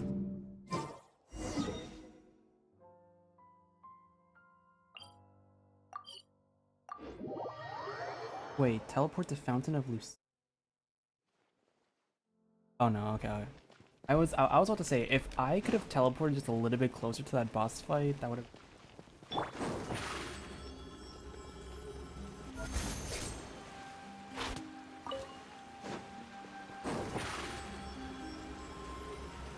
Step on up.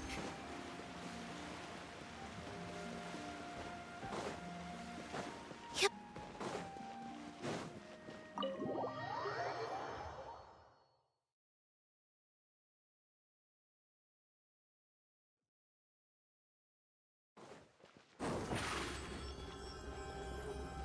Over here. I think I know what I was gonna make a comment on. I'll wait until after just to see if there's any sort of like. Just see if there's any sort of like other. Oh, Charlotte. Talk to you. Here I am, as we agreed.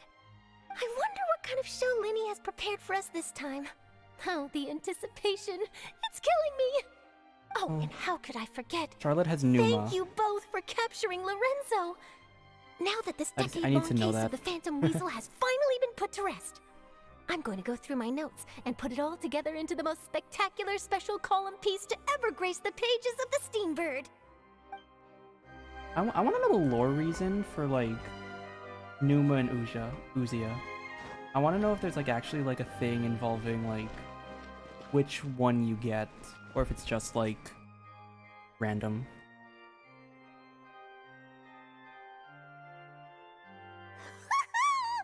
Paimon's excited to see another of Lyney's magic shows! Wait. Lynette, shouldn't you be on Not this time. My brother's going solo today. So I'll be watching with you. Oh, okay. Good evening, ladies and gentlemen. I hope everybody's ready because the show is about to begin. Robert Houdin. The great magician Lyney has prepared a spectacular show for us all tonight, concluding with an all-new grand finale that no audience has ever seen before. Wow! A new trick! Thank you all so much for coming. Now, prepare to join me on a journey through the mystical and miraculous. I'm enjoying this. I like the story so far. I have a few comments, obviously, just like small nitpicks about it, but I think overall it did feel really. It was definitely one of the better story quests. It wasn't, you know, the NPC focused one. We did have more Lyney screen time, which I think is good.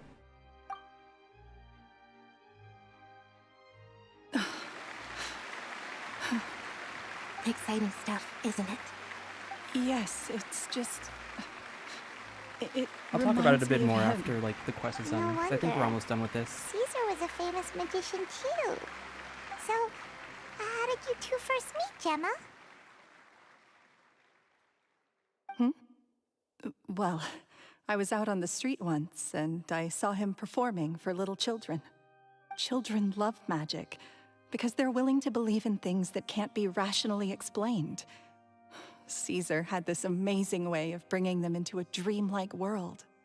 And somehow, I felt drawn to him too. So I went up and asked him to do a trick for me. Aw, that sounds so I romantic. bet Lyney's gonna do What the trick did he do? It was the falling with box a flower. trick.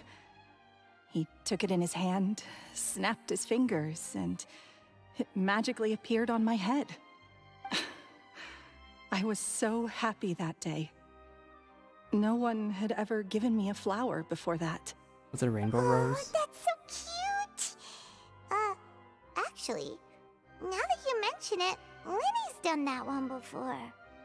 Is that right? Then I suppose he's a romantic at heart, just like Caesar. A romantic at heart, you say? So let's treasure the time we have with him. After all, you never know when the people dearest to you might be gone. Don't be sad. The killer's been caught. That's right. It's all over now. Paimon doesn't really know how to comfort you, but at the very least, no one's gonna be intimidating you from now on. You can breathe easy at last, right? Right. Yes, you can breathe easy now. Phantom Weasel. Hmm? See? Even Lynette says... Wait, what? The Phantom Weasel? Lorenzo escaped? Where is he? What do you mean, Phantom Weasel? Wait. As Lyney once said, a performer's job is to commit fully to their role and put on a flawless performance for their audience. But once the bag of tricks is empty and the curtain falls, it's time to end the show. The spotlight is no place for someone with no more cards up their sleeve. Wait, I was right? It's been 10 years, Gemma. Aren't you tired of the grieving widow act? I think it's time to put an end to it. What are you talking about? Paimon doesn't like this riddle. Wait, was I Traveler, right? Paimon doesn't like where this is going. Come on, say something. Ladies and gentlemen, I hope you're all enjoying the performance I so guessed far. that she was the Phantom There will Weasel, now be but a I didn't. brief intermission, after which was I Lyney right? will perform the most I'm so electrifying confused. act of tonight's show, the one we've all been waiting for. The final performance will take place outside of the Opera House, so please make your way outside in a calm and orderly fashion. The Phantom Weasel never did like public places, did they? Don't worry, this place will be quiet soon. Let's talk somewhere else for now. Wait. Hold on a second. Hold on a second. I remember I said, like, oh, what if she's a Phantom Weasel? Out of, like, you know, not really a joke, per se, but I guess after Lorenzo confessed, I kind of just threw that away.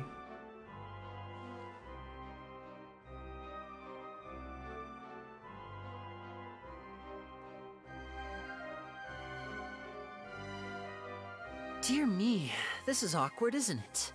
And unfortunately, I'm all out of gadgets, so I'm afraid I can't do any tricks to liven up the mood. This is a big mistake for a magician to make, but thankfully, I do have a backup plan. Now, who wants to hear a story? Lyney, don't we have more important things to address right now? Lynette accused Gemma of being the real Phantom Weasel a moment ago. Oh, what the heck's going on? All in good time. Magicians are good at guessing what people are thinking. I know the questions you want to ask. And as it happens, the story I'm about to tell might answer a few of them. Really? Well then, let's hear it! Paimon's dying of curiosity here! That's how we finally get the backstory. Let's go back to the very beginning. A decade ago, when the Phantom Weasel was terrorizing the court of Fontaine. She never missed a target, never left a trace, and no treasure was safe from her thieving hands. But as her infamy grew, so did the readiness of the police, and her opportunities to act became ever fewer.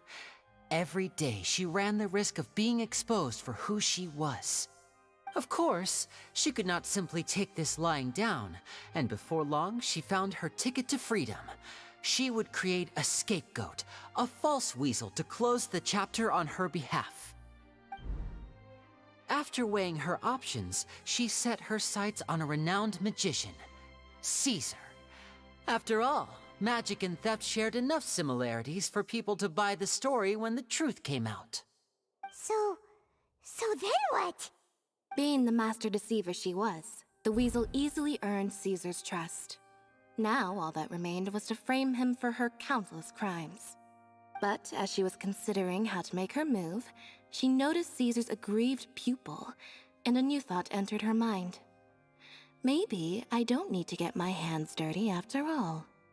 At her encouragement, Lorenzo tampered with Caesar's magic box, causing him to fall to his death. Afterwards, Lorenzo seized his master's property, and the weasel set about tarnishing Caesar's reputation. Two co-conspirators committed the perfect crime. Oh. So they were... Okay, wait. Okay, I'm gonna say this right now. I did say earlier... I've gotta hand it to you. You're both exceptional storytellers. It's enough to make even me wonder whether there was really another mastermind behind all this, pulling the strings. I will mention, you go back earlier in the video, or in the stream after this is done, I did mention that Lorenzo and Gemma were in cahoots. It was a random idea, and I threw it out there. This one stuck, that's what I'm saying. I threw out a bunch of ideas. A few of them actually did stick. But I just have one question. You seem to think that I am the villain in this tale.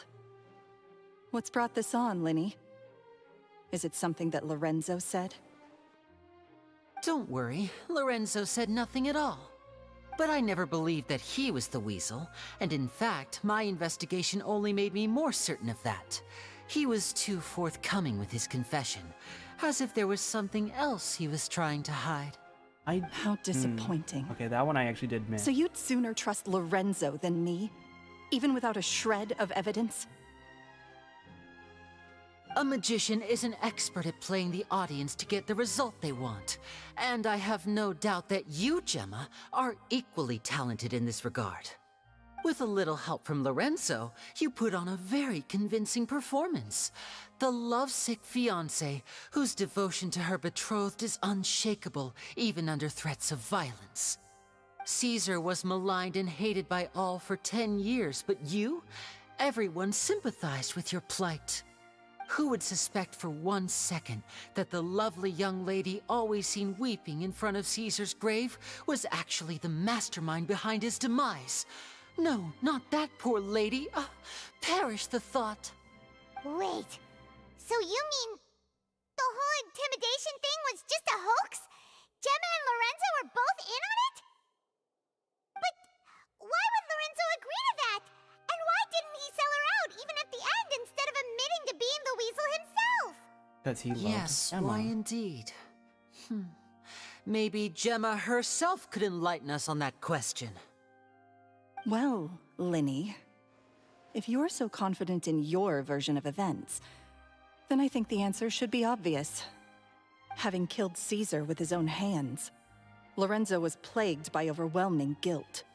Revealing the Phantom Weasel's true identity would serve no purpose. But if the Weasel remained free, then she could take care of Lorenzo's loved ones. An excellent answer, though sadly a little dull. Is that right? Well, don't let me bore you. If you'd care to change the topic to something more interesting, I'd be much obliged. Damn, her As a demeanor's matter like of fact, changing a there's lot. one thing I'd really like to understand. Why would the real Weasel have targeted things that only have value to other people? Could you shed any light on that? Of course. After all, we're just telling stories here, aren't we? If I had to guess, I would say that the real Weasel must have had a terrible childhood. Left to fend for herself after her parents died young. Betrayed, scorned, beaten. She'd scrounge waste paper from garbage bins to draw on, using twigs and dirt for lack of ink and pen. She'd sew ugly ragdolls from whatever scrap material she could get her hands on. This was her only source of happiness in life. But it was all she needed, and she was content. Until the world decided that even this was too good for her. Oh. Once again, she was Revenge betrayed. stories. And this time, everything was taken from her.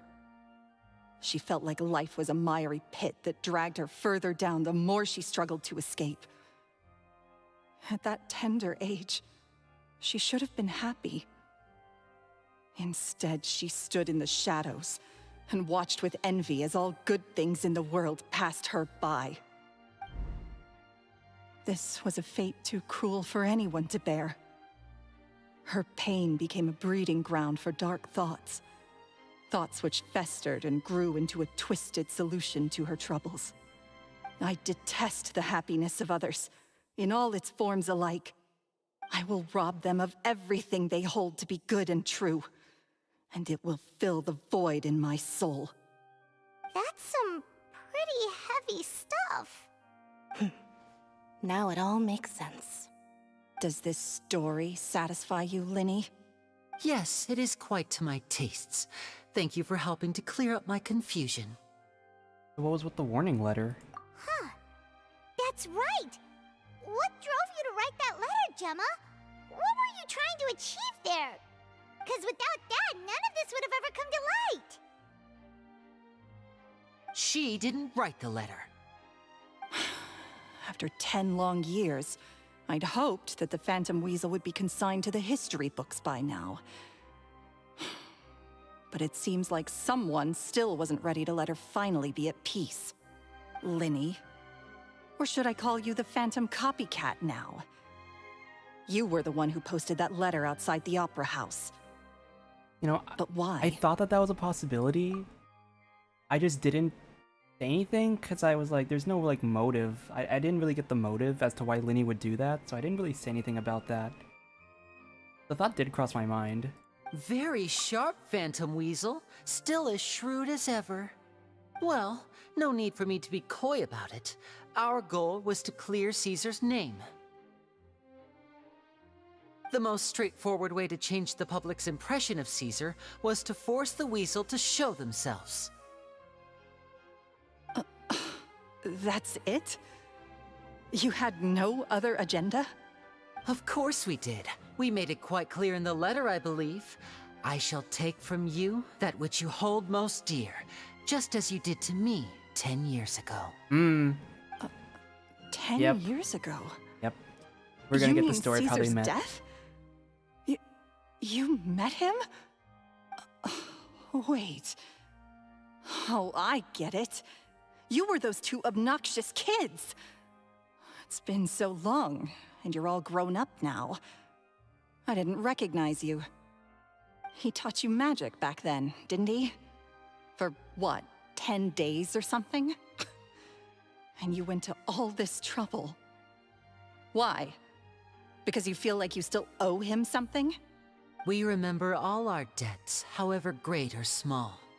10 years ago, Caesar's reputation was torn to shreds, and his legacy was thrown out. 10 years on, and no one cares what the truth is anymore. But we did not forget, and so we came to find you. Damn. And? What exactly did you take from me? I'm still standing, as you can see. Lorenzo has admitted to everything. I'm free. Free? Do you really think so? Caesar once told me that even though the world is filled with lies and falsehoods, we must find our own truth. He's so coy I think right that now. applies to you too. Truth can take many forms. Prized possessions with nostalgic value, fervent hopes and dreams, and irreplaceable people. Life took many things from you, and those wounds never healed. When they ached unbearably in the dead of night, stealing became your way of numbing the pain. What are you trying to say? I'm saying that for the last 10 years, you've been living a rather uneventful life. Perhaps that's because you found something other than a life of crime to fill the hole? Back to Lorenzo for a second.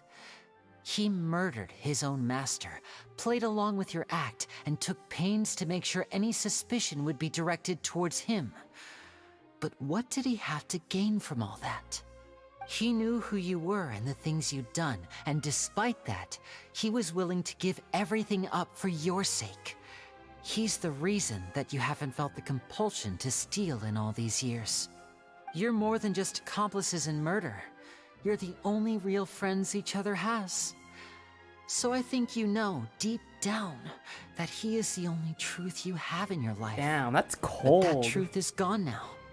And I guarantee you, you'll never see it again. Damn, that's why he's not reporting. Oh, shit. Congratulations on your freedom, Gemma. That is... Your freedom will cost you dearly. From now on, you'll be all alone in a world full of lies and falsehoods. I do hope you'll be able to bear it. You've still got a long life ahead of you after all. Okay, I'm just gonna pause right here and say that is like... This is the kind of Lyney that I really like as a character. This is the kind of character I like in general. I love it when characters have like... like that, I don't know, that just this whole like interaction right now was really, really intriguing.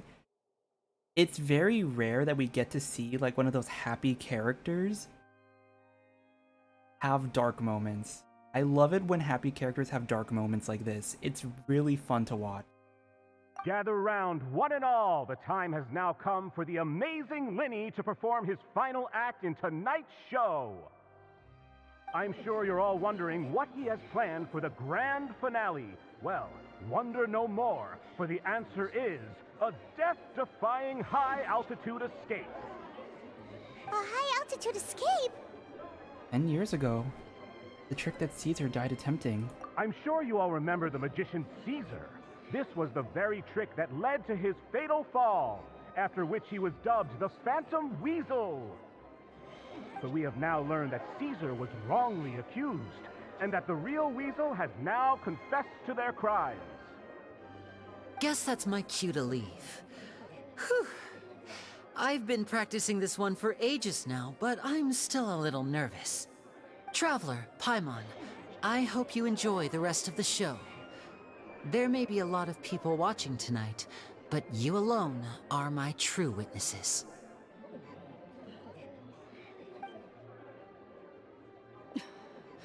Lyney, wait. You two hid a lot from Caesar. He went to his grave without ever knowing your secrets. So what about now? Are you an open book? Or are you still the same as ever? You don't have to tell lies to end up isolated and alone. One day, you'll end up exactly where I am today. Maybe then you'll finally understand. You're wrong. I'm nothing like you.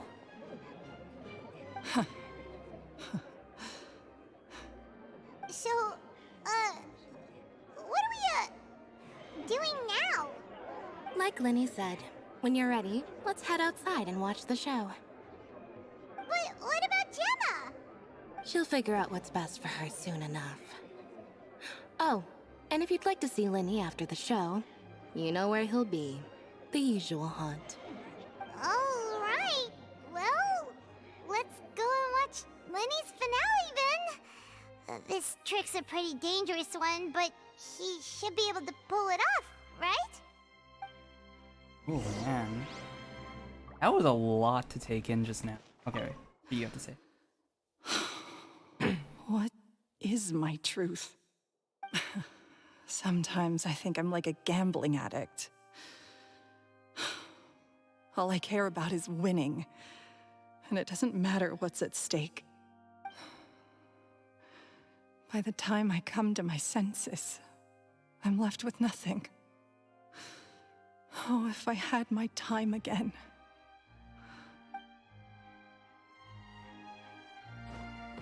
I'm really glad, like, I think I'm really happy that Lyney and Lynette didn't, like, forgive her for what she did. They didn't be like, oh, like, this was, like, this wasn't something that they, like, let go. This was, like, revenge. They were like, no, we're like, giving her what she deserves. Magicians We need more are characters not like thieves. We need more characters like Thieves this. only tear things apart. But good-hearted magicians, they put things back together.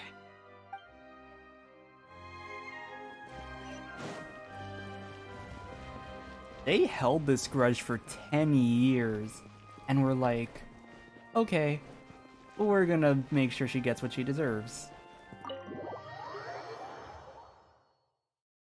Alright, let's see this,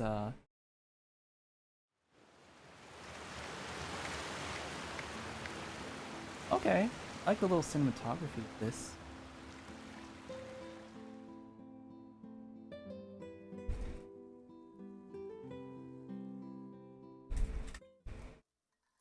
Magic should be mysterious, surprising, and defy logic.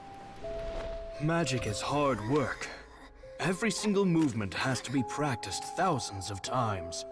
It's alright. We're used to that.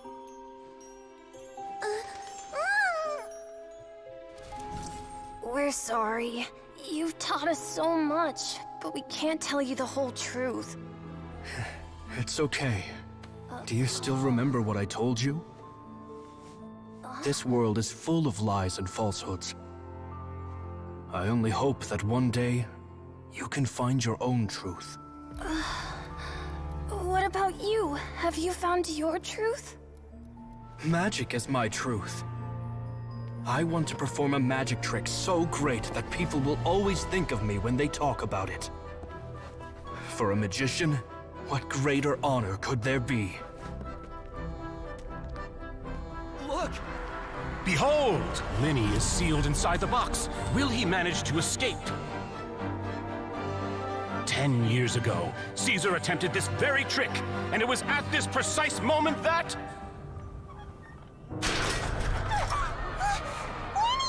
Watch out! Oh.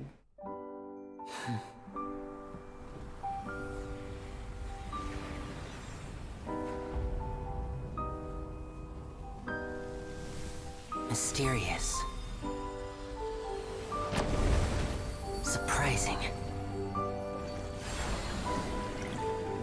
And logic-defying. Isn't that right? This honor belongs to you, Caesar.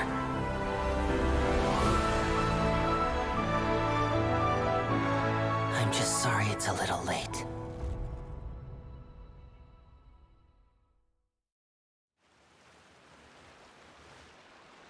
Did you see that? 1 minute he was falling, and the next, he turned into flowers. How could he possibly have done that? How mysterious. I didn't blink once. He just vanished, right in front of my eyes. What a heart-stopping magic show! This was really worth the trip. Caesar's name has finally been cleared, and Fontaine's new star magician Lyney has fulfilled a wish on his behalf.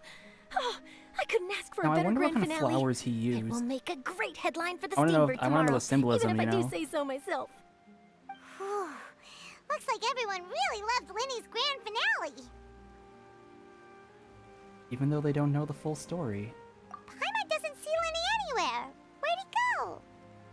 Oh, Lynette said he'd be waiting for us at the usual haunt. But, where is that?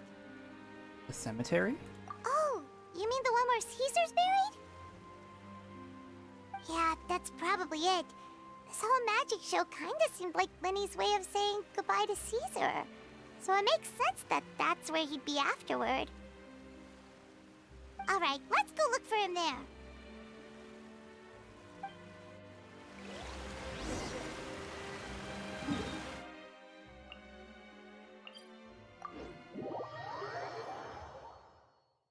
And there's a lot of okay, I will say this, there's a lot of good things I am gonna say about this. Everything that's kind of like negative is a little more nitpicky, and it kind of doesn't really matter in the grand scheme of things. But I do have a lot to say about this. Like, this was one of the better requests.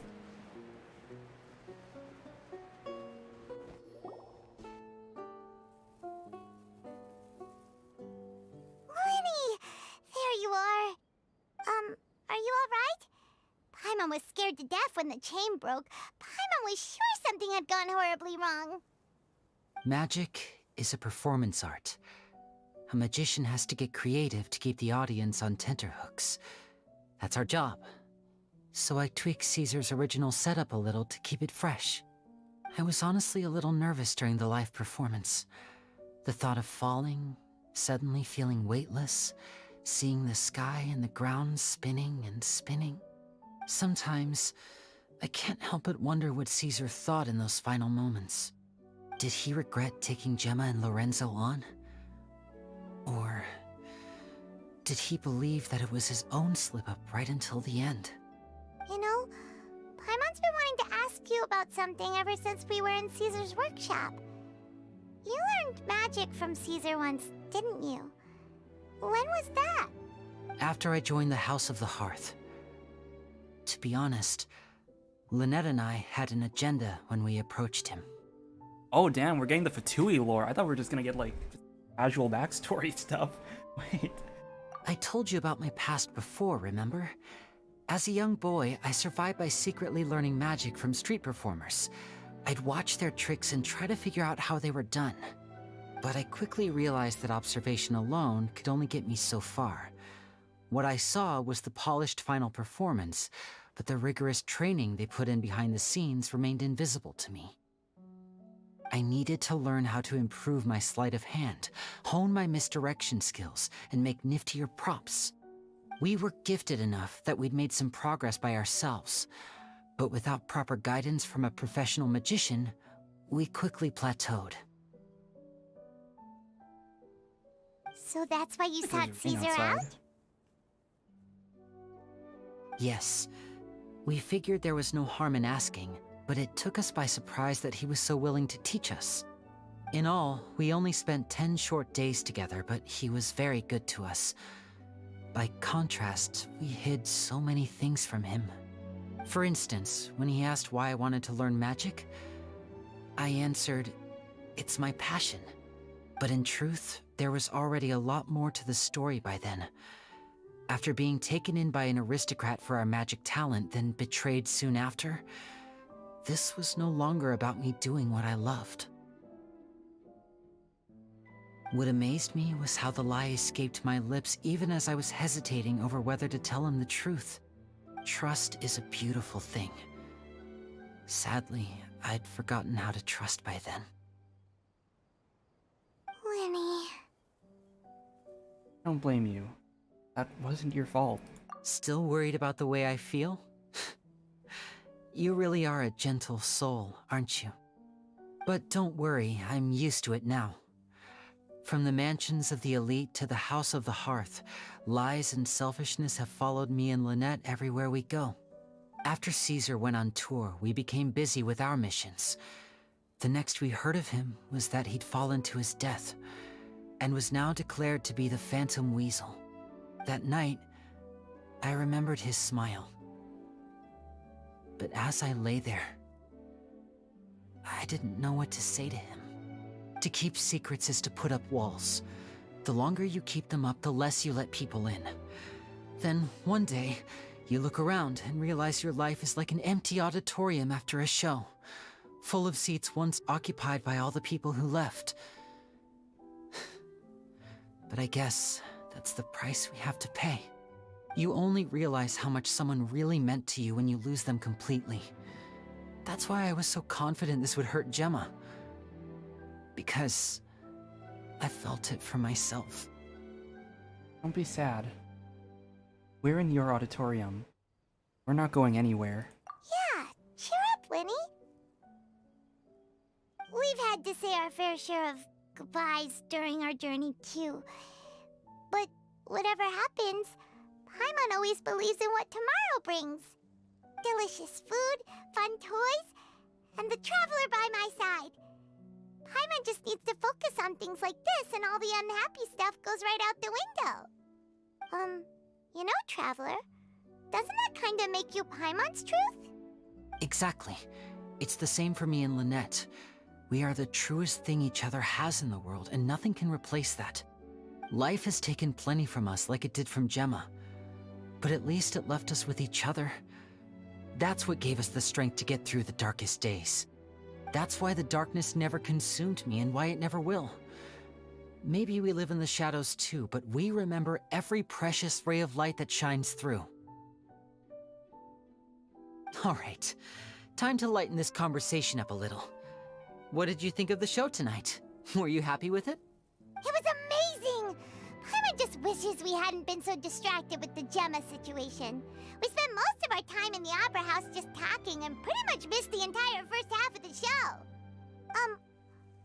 Lyney, could you do just one more trick for us? Whoa, that's a bit of a tall order, I'm afraid. The show's just finished, so my sleeves are decidedly card-free right now. Aw, come on! Surely you can think of something. The Lyney Paimon knows can do anything if he puts his mind to it. Oh, all right then. I'll give it a go, but only because it's you. Watch closely. I have a flower in my hand. You liar! There's nothing in your hand! We ain't going along with this! Huh? My goodness, you're right. But I could have sworn I brought one here with me. Okay, try this. Count down with me. 3, 2, 1. 3, 2, 1. Now, have another look around.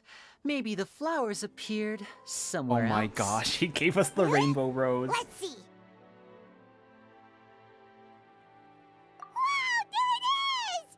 Oh, this is a different flower from the last time, right?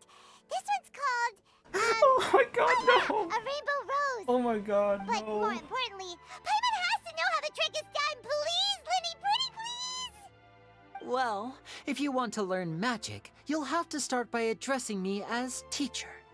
Ugh. Fine. Please, teacher, please! Since you asked so nicely, I'll share one little tip with you. Namely, the student of magic cannot solely rely on others being prepared to reveal their secrets. You have to observe, think, and find the answers for yourself.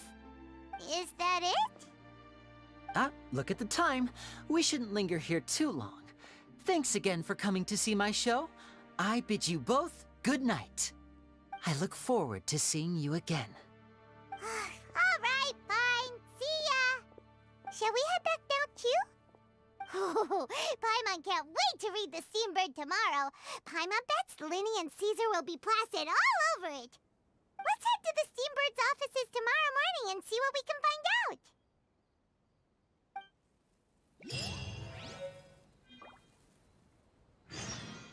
Given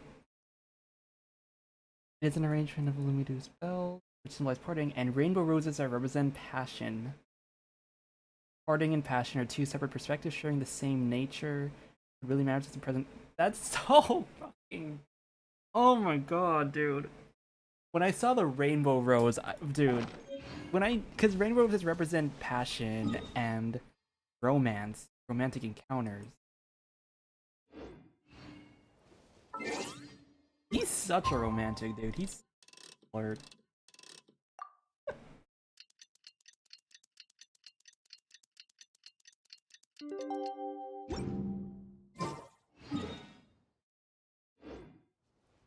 Huh? Excuse me? Gamebird interview. Are you kidding me? Do I have to do this first? Okay, doing this first. Hope it's not too long. As I was saying though, yeah, there's all these little... I will talk about this quest, and then I'm also going to kind of mention Act 2 and my thoughts on Act 2 of the Archon quest. Because there's a very different, like... kind of a very different... There's like a lot of differences involved with like how the story went. Oh.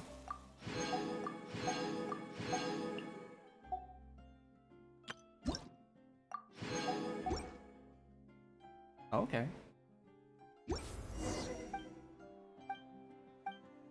That it?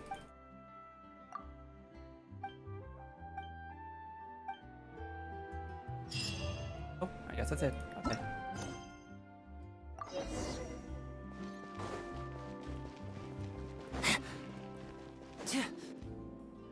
I'm very sorry, Charlotte, but my sister and I are quite busy today. I'm afraid we'll have to decline this interview.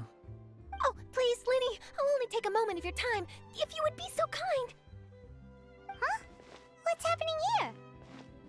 I spent all night writing my piece about the Phantom Weasel, and it was going to go to print this morning. But just as dawn broke, I suddenly received news that Caesar's fiancée, Gemma, had contacted the guards and confessed to having been the real Phantom Weasel all along. That was quick. Hmm? Too late, bro. That was quick, you say? It sounds like I've got some catching up to do. Please, fill me in. Whoops. Aha! My instincts did not lead me astray. You do have something to hide. Gemma turning herself in must have something to do with Lyney's performance last night. Maybe watching my high-altitude escape trick reminded her of a better time with Caesar, and she could no longer ignore the voice of her conscience. Huh. Okay, then. Wait, no, there must be more to it. If that's all it took for her to have a change of heart, how did it take her 10 whole years? Well... Charlotte's journalistic spirit is burning red.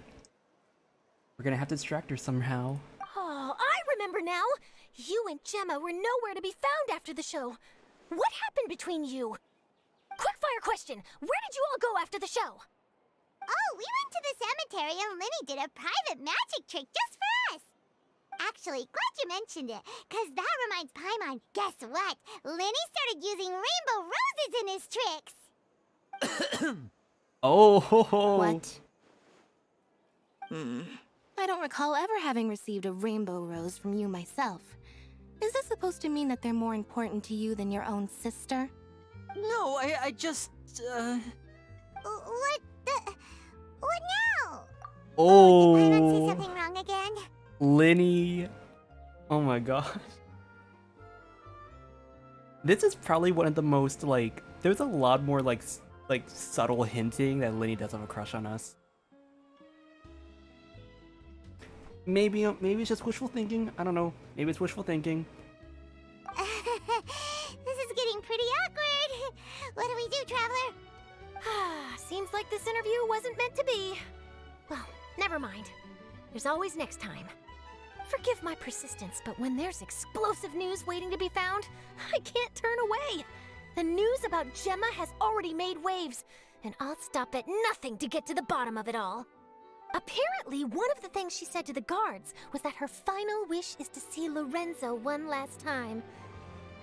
There's clearly a web of complicated relationships there. Can't blame me for being curious. All right, I guess I'll leave you to continue the rest of your conversation in peace. Bye for now. Suddenly I have a lot more to say about this quest. Lynette? Paimon didn't mean to... Don't worry, I wasn't angry. I was just trying to distract her. Oh, really? Oh, thank goodness. You scared Paimon there. Phew. You and me both, Paimon. You and me both. At least it did the job, right? Please, take good care of that rainbow rose. I'd be really upset if you lost it.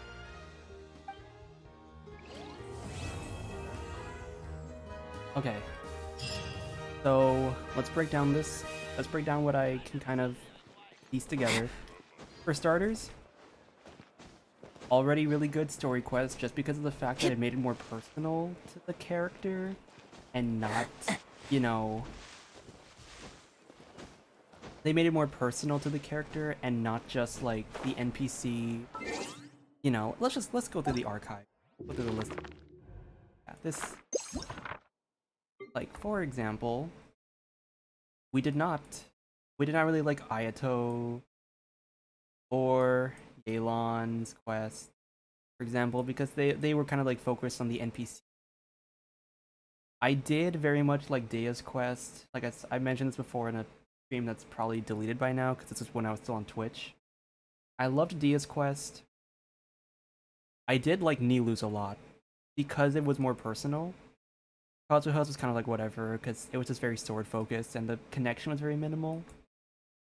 But Lyney has that same kind of level on like Dia and like Nilou. Specifically Dia, to be more precise. Dia's was probably the best one out of all the Sumeru quests. Because like I said, there was a lot of, you know, it starts off like investigating like another character, but then you slowly get to understand the connection it has to our like focus. Another thing, things are kind of brought up that like are seemingly unimportant and then they're brought up later on. I like that idea of like full circle. The idea of like full circle in a story is always really good. I think the flower symbolism has a lot more than we expect. Like whether or not you view Lyney and the Traveler's relationship as like just friends or like more romantic and stuff, the flower symbolism is really important because in the beginning he just gives us a Lumidu spell, which represents separation and parting. Obviously, probably more foreshadowing the fact that we maybe, you know, kind of pushed Lyney away. There was a bit of a separation there. Later on, he gives us a rainbow rose. And that emphasizes that our relationship with him has changed. Like I said, doesn't have to be romantic, but just the idea that we are in like a more we have more connection with him now. We have a better spot with him. So I think that definitely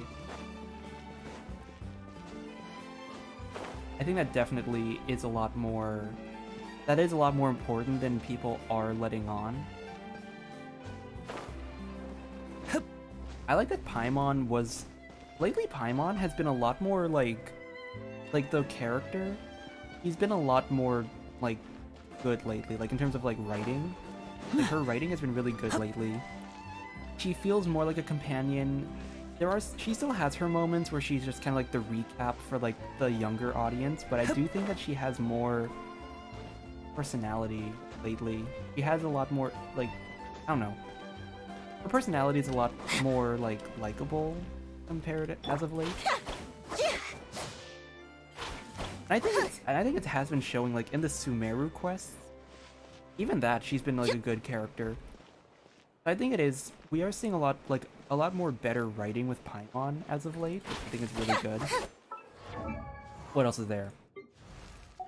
Nitpicking some things, Lorenzo was very obvious as the Phantom Thief. I was hoping, I was able to predict like it would go one of two ways, that either he was the Phantom Thief and the foreshadowing was way too obvious, which it was, and I'm a little disappointed in that. But I did also have the guess like maybe he's a red herring and then the Phantom Thief was someone else, and I think I was actually partially right about that. I threw it out there that Gemma could have been the Phantom Thief as well, like, but that was kind of I wasn't completely set on that one.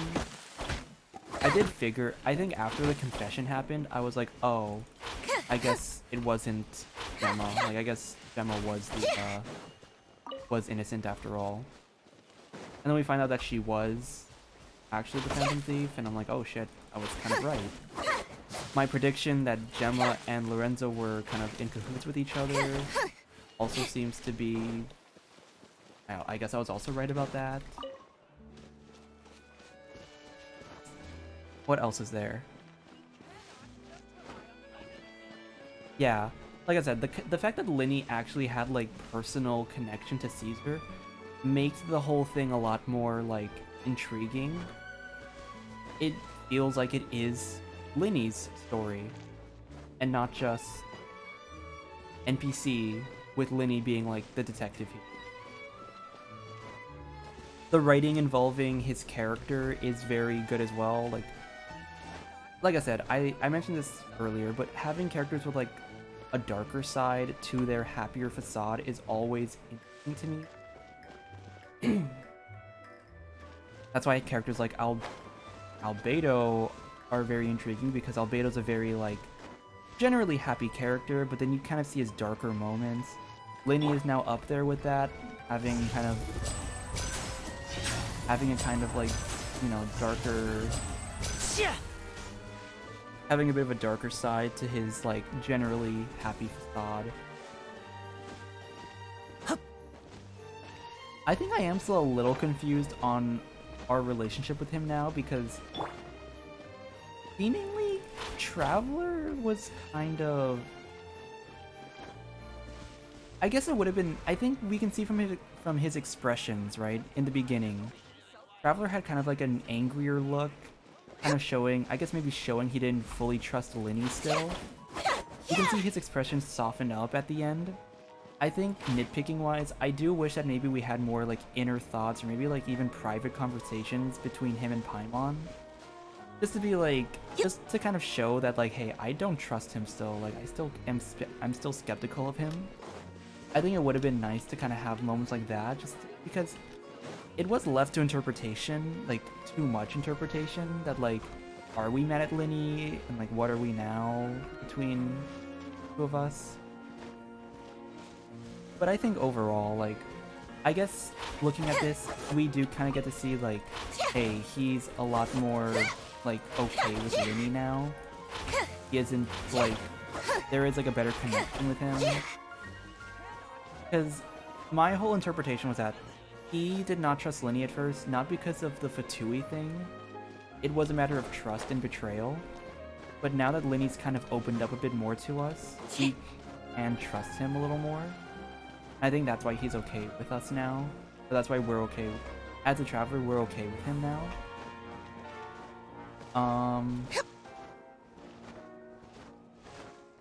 And I do want to bring up Act 2 as a, like, just kind of talk about it, because I do have thoughts about Act 2 now that I've thought about it a bit more.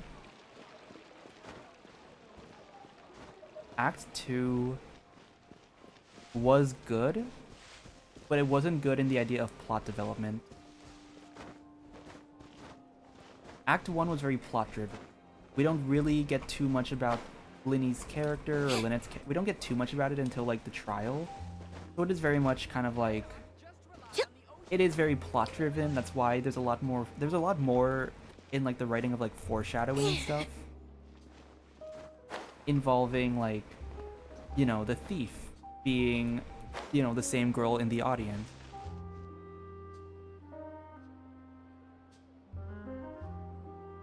I love how you're so critical and have such a nice opinion on the stories of the game, but it's kind of nice.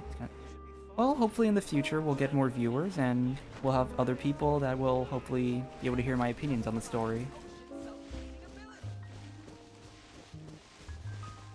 But yeah, as I was saying, Act 1 was very plot driven, and Act 2 is very character driven. Act 1 kind of just introduces us to all the characters. We don't get to like we don't get to know too much about them. But the plot was really good. It opens up a lot of arcs to like what we're gonna see later on in Fontaine, like the Primordial Sea stuff, the whole prophecy. Like, it opens up a lot of plot points. Meanwhile, Act 2 was kind of lacking in the plot part, but it was really good in the character part. I noticed that with Act 2, I was very prepared for things to go like completely sideways, and things would be kind of like not as they seem, you know, like we get like foreshadowing here and there, and then it turns out there's like a big reveal at the end. And we didn't get that in Act 2. There was a lot of like stuff being handed to us on a silver platter.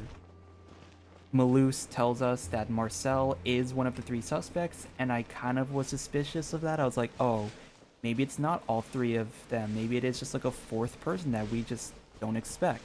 Maybe it is Malus, maybe it's Silver, like someone we don't expect. And then it turned out to be Malus, and I'm like, oh, okay, I guess they just handed that to us on a silver platter. Even the scene when we were kind of like going between all 3 suspects, Navia was like, oh, you know what? Malus was probably the most suspicious out of all of them.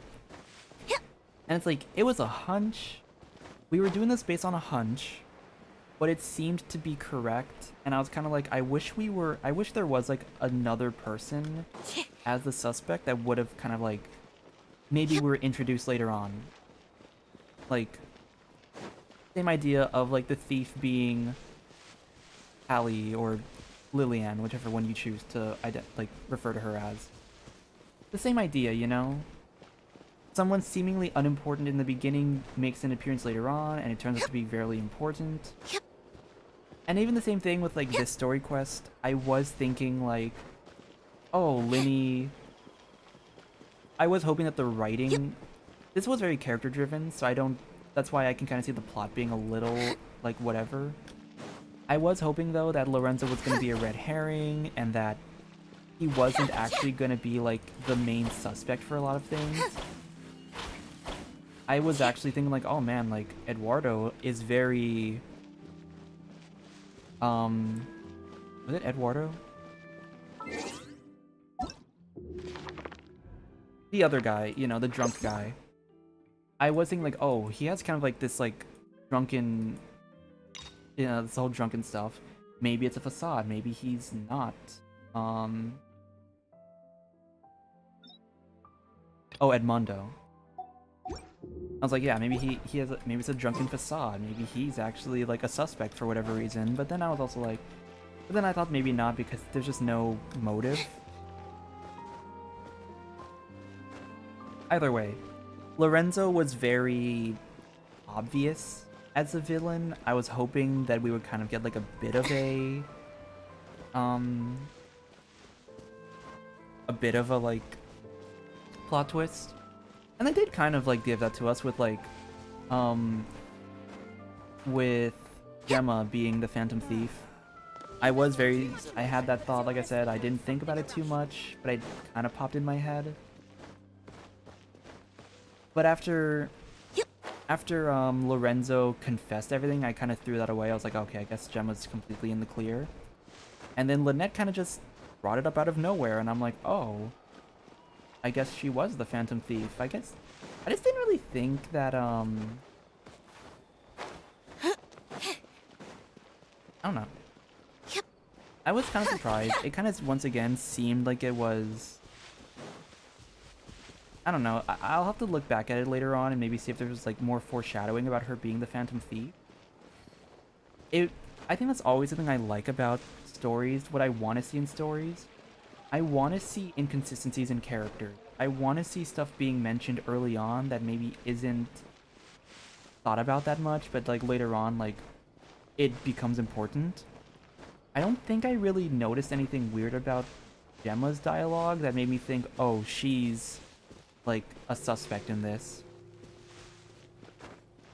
Aside from the fact that she tried to just brush stuff off, I didn't notice much. And then, yeah, I guess Act 2, once again, going back to that, same idea. I wish that we had seen Marcel be a bit more... Like, we would have, like, maybe interacted with Marcel a little earlier before he was, like, suspected of being something. And then, later on, when it's revealed that he was the person who was behind the disappearances, then we could go back as the audience and be like, oh, when we talked to him, you know, before this whole suspicious thing as just, like, a casual conversation, there were inconsistencies. But no one seemed suspicious at the time. I was kind of like hoping that there would be kind of a... It would be kind of a gotcha moment where you suspect one thing and then it turns out to be something else. It's like a red herring type of moment. Stuff like that. Like I said, those were all the nitpicky stuff. I don't know if there's anything else I have about the Lyney quest in particular. Overall, it was pretty... It didn't, like, I would say it didn't stand out as anything super amazing, but it was definitely, I think, comparing it, same level as Dia's story quest. There are some that definitely stood out a lot more in this list, but Lyney's definitely is, like, up there compared to the other, like, story quests we've had. Yeah, nothing too...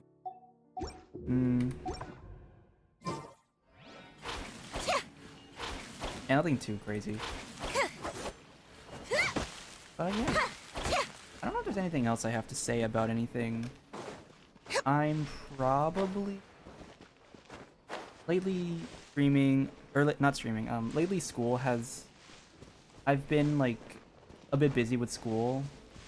I'm taking a lot of higher level classes this semester, so the workloads are definitely a lot higher. I am trying to get a YouTube video out for like part 3 of the signature weapon concepts. So hopefully that comes out soon. We'll see when I have time for that though. I definitely I want to take a lot of time to like work on stuff. But with homework and now my coworkers trying to like ask me to cover one of their shifts, which I might cover, I might not, I don't know yet. I do want to try get some like stuff out of the way before like the next week happens.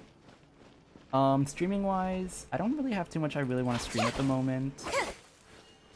So I think this might be the last stream for a while until maybe like 4.1 comes out. I might do Kaya's story quest or his hangout. I didn't do that yet, so maybe I'll do that now, or not now, but later time. But for now, I think that's going to be it for this stream. Thank you everyone who stopped by. Thank you Shido for chatting for a bit. Thank you for everyone who's going to watch the VOD, and I will see you guys next time. Bye!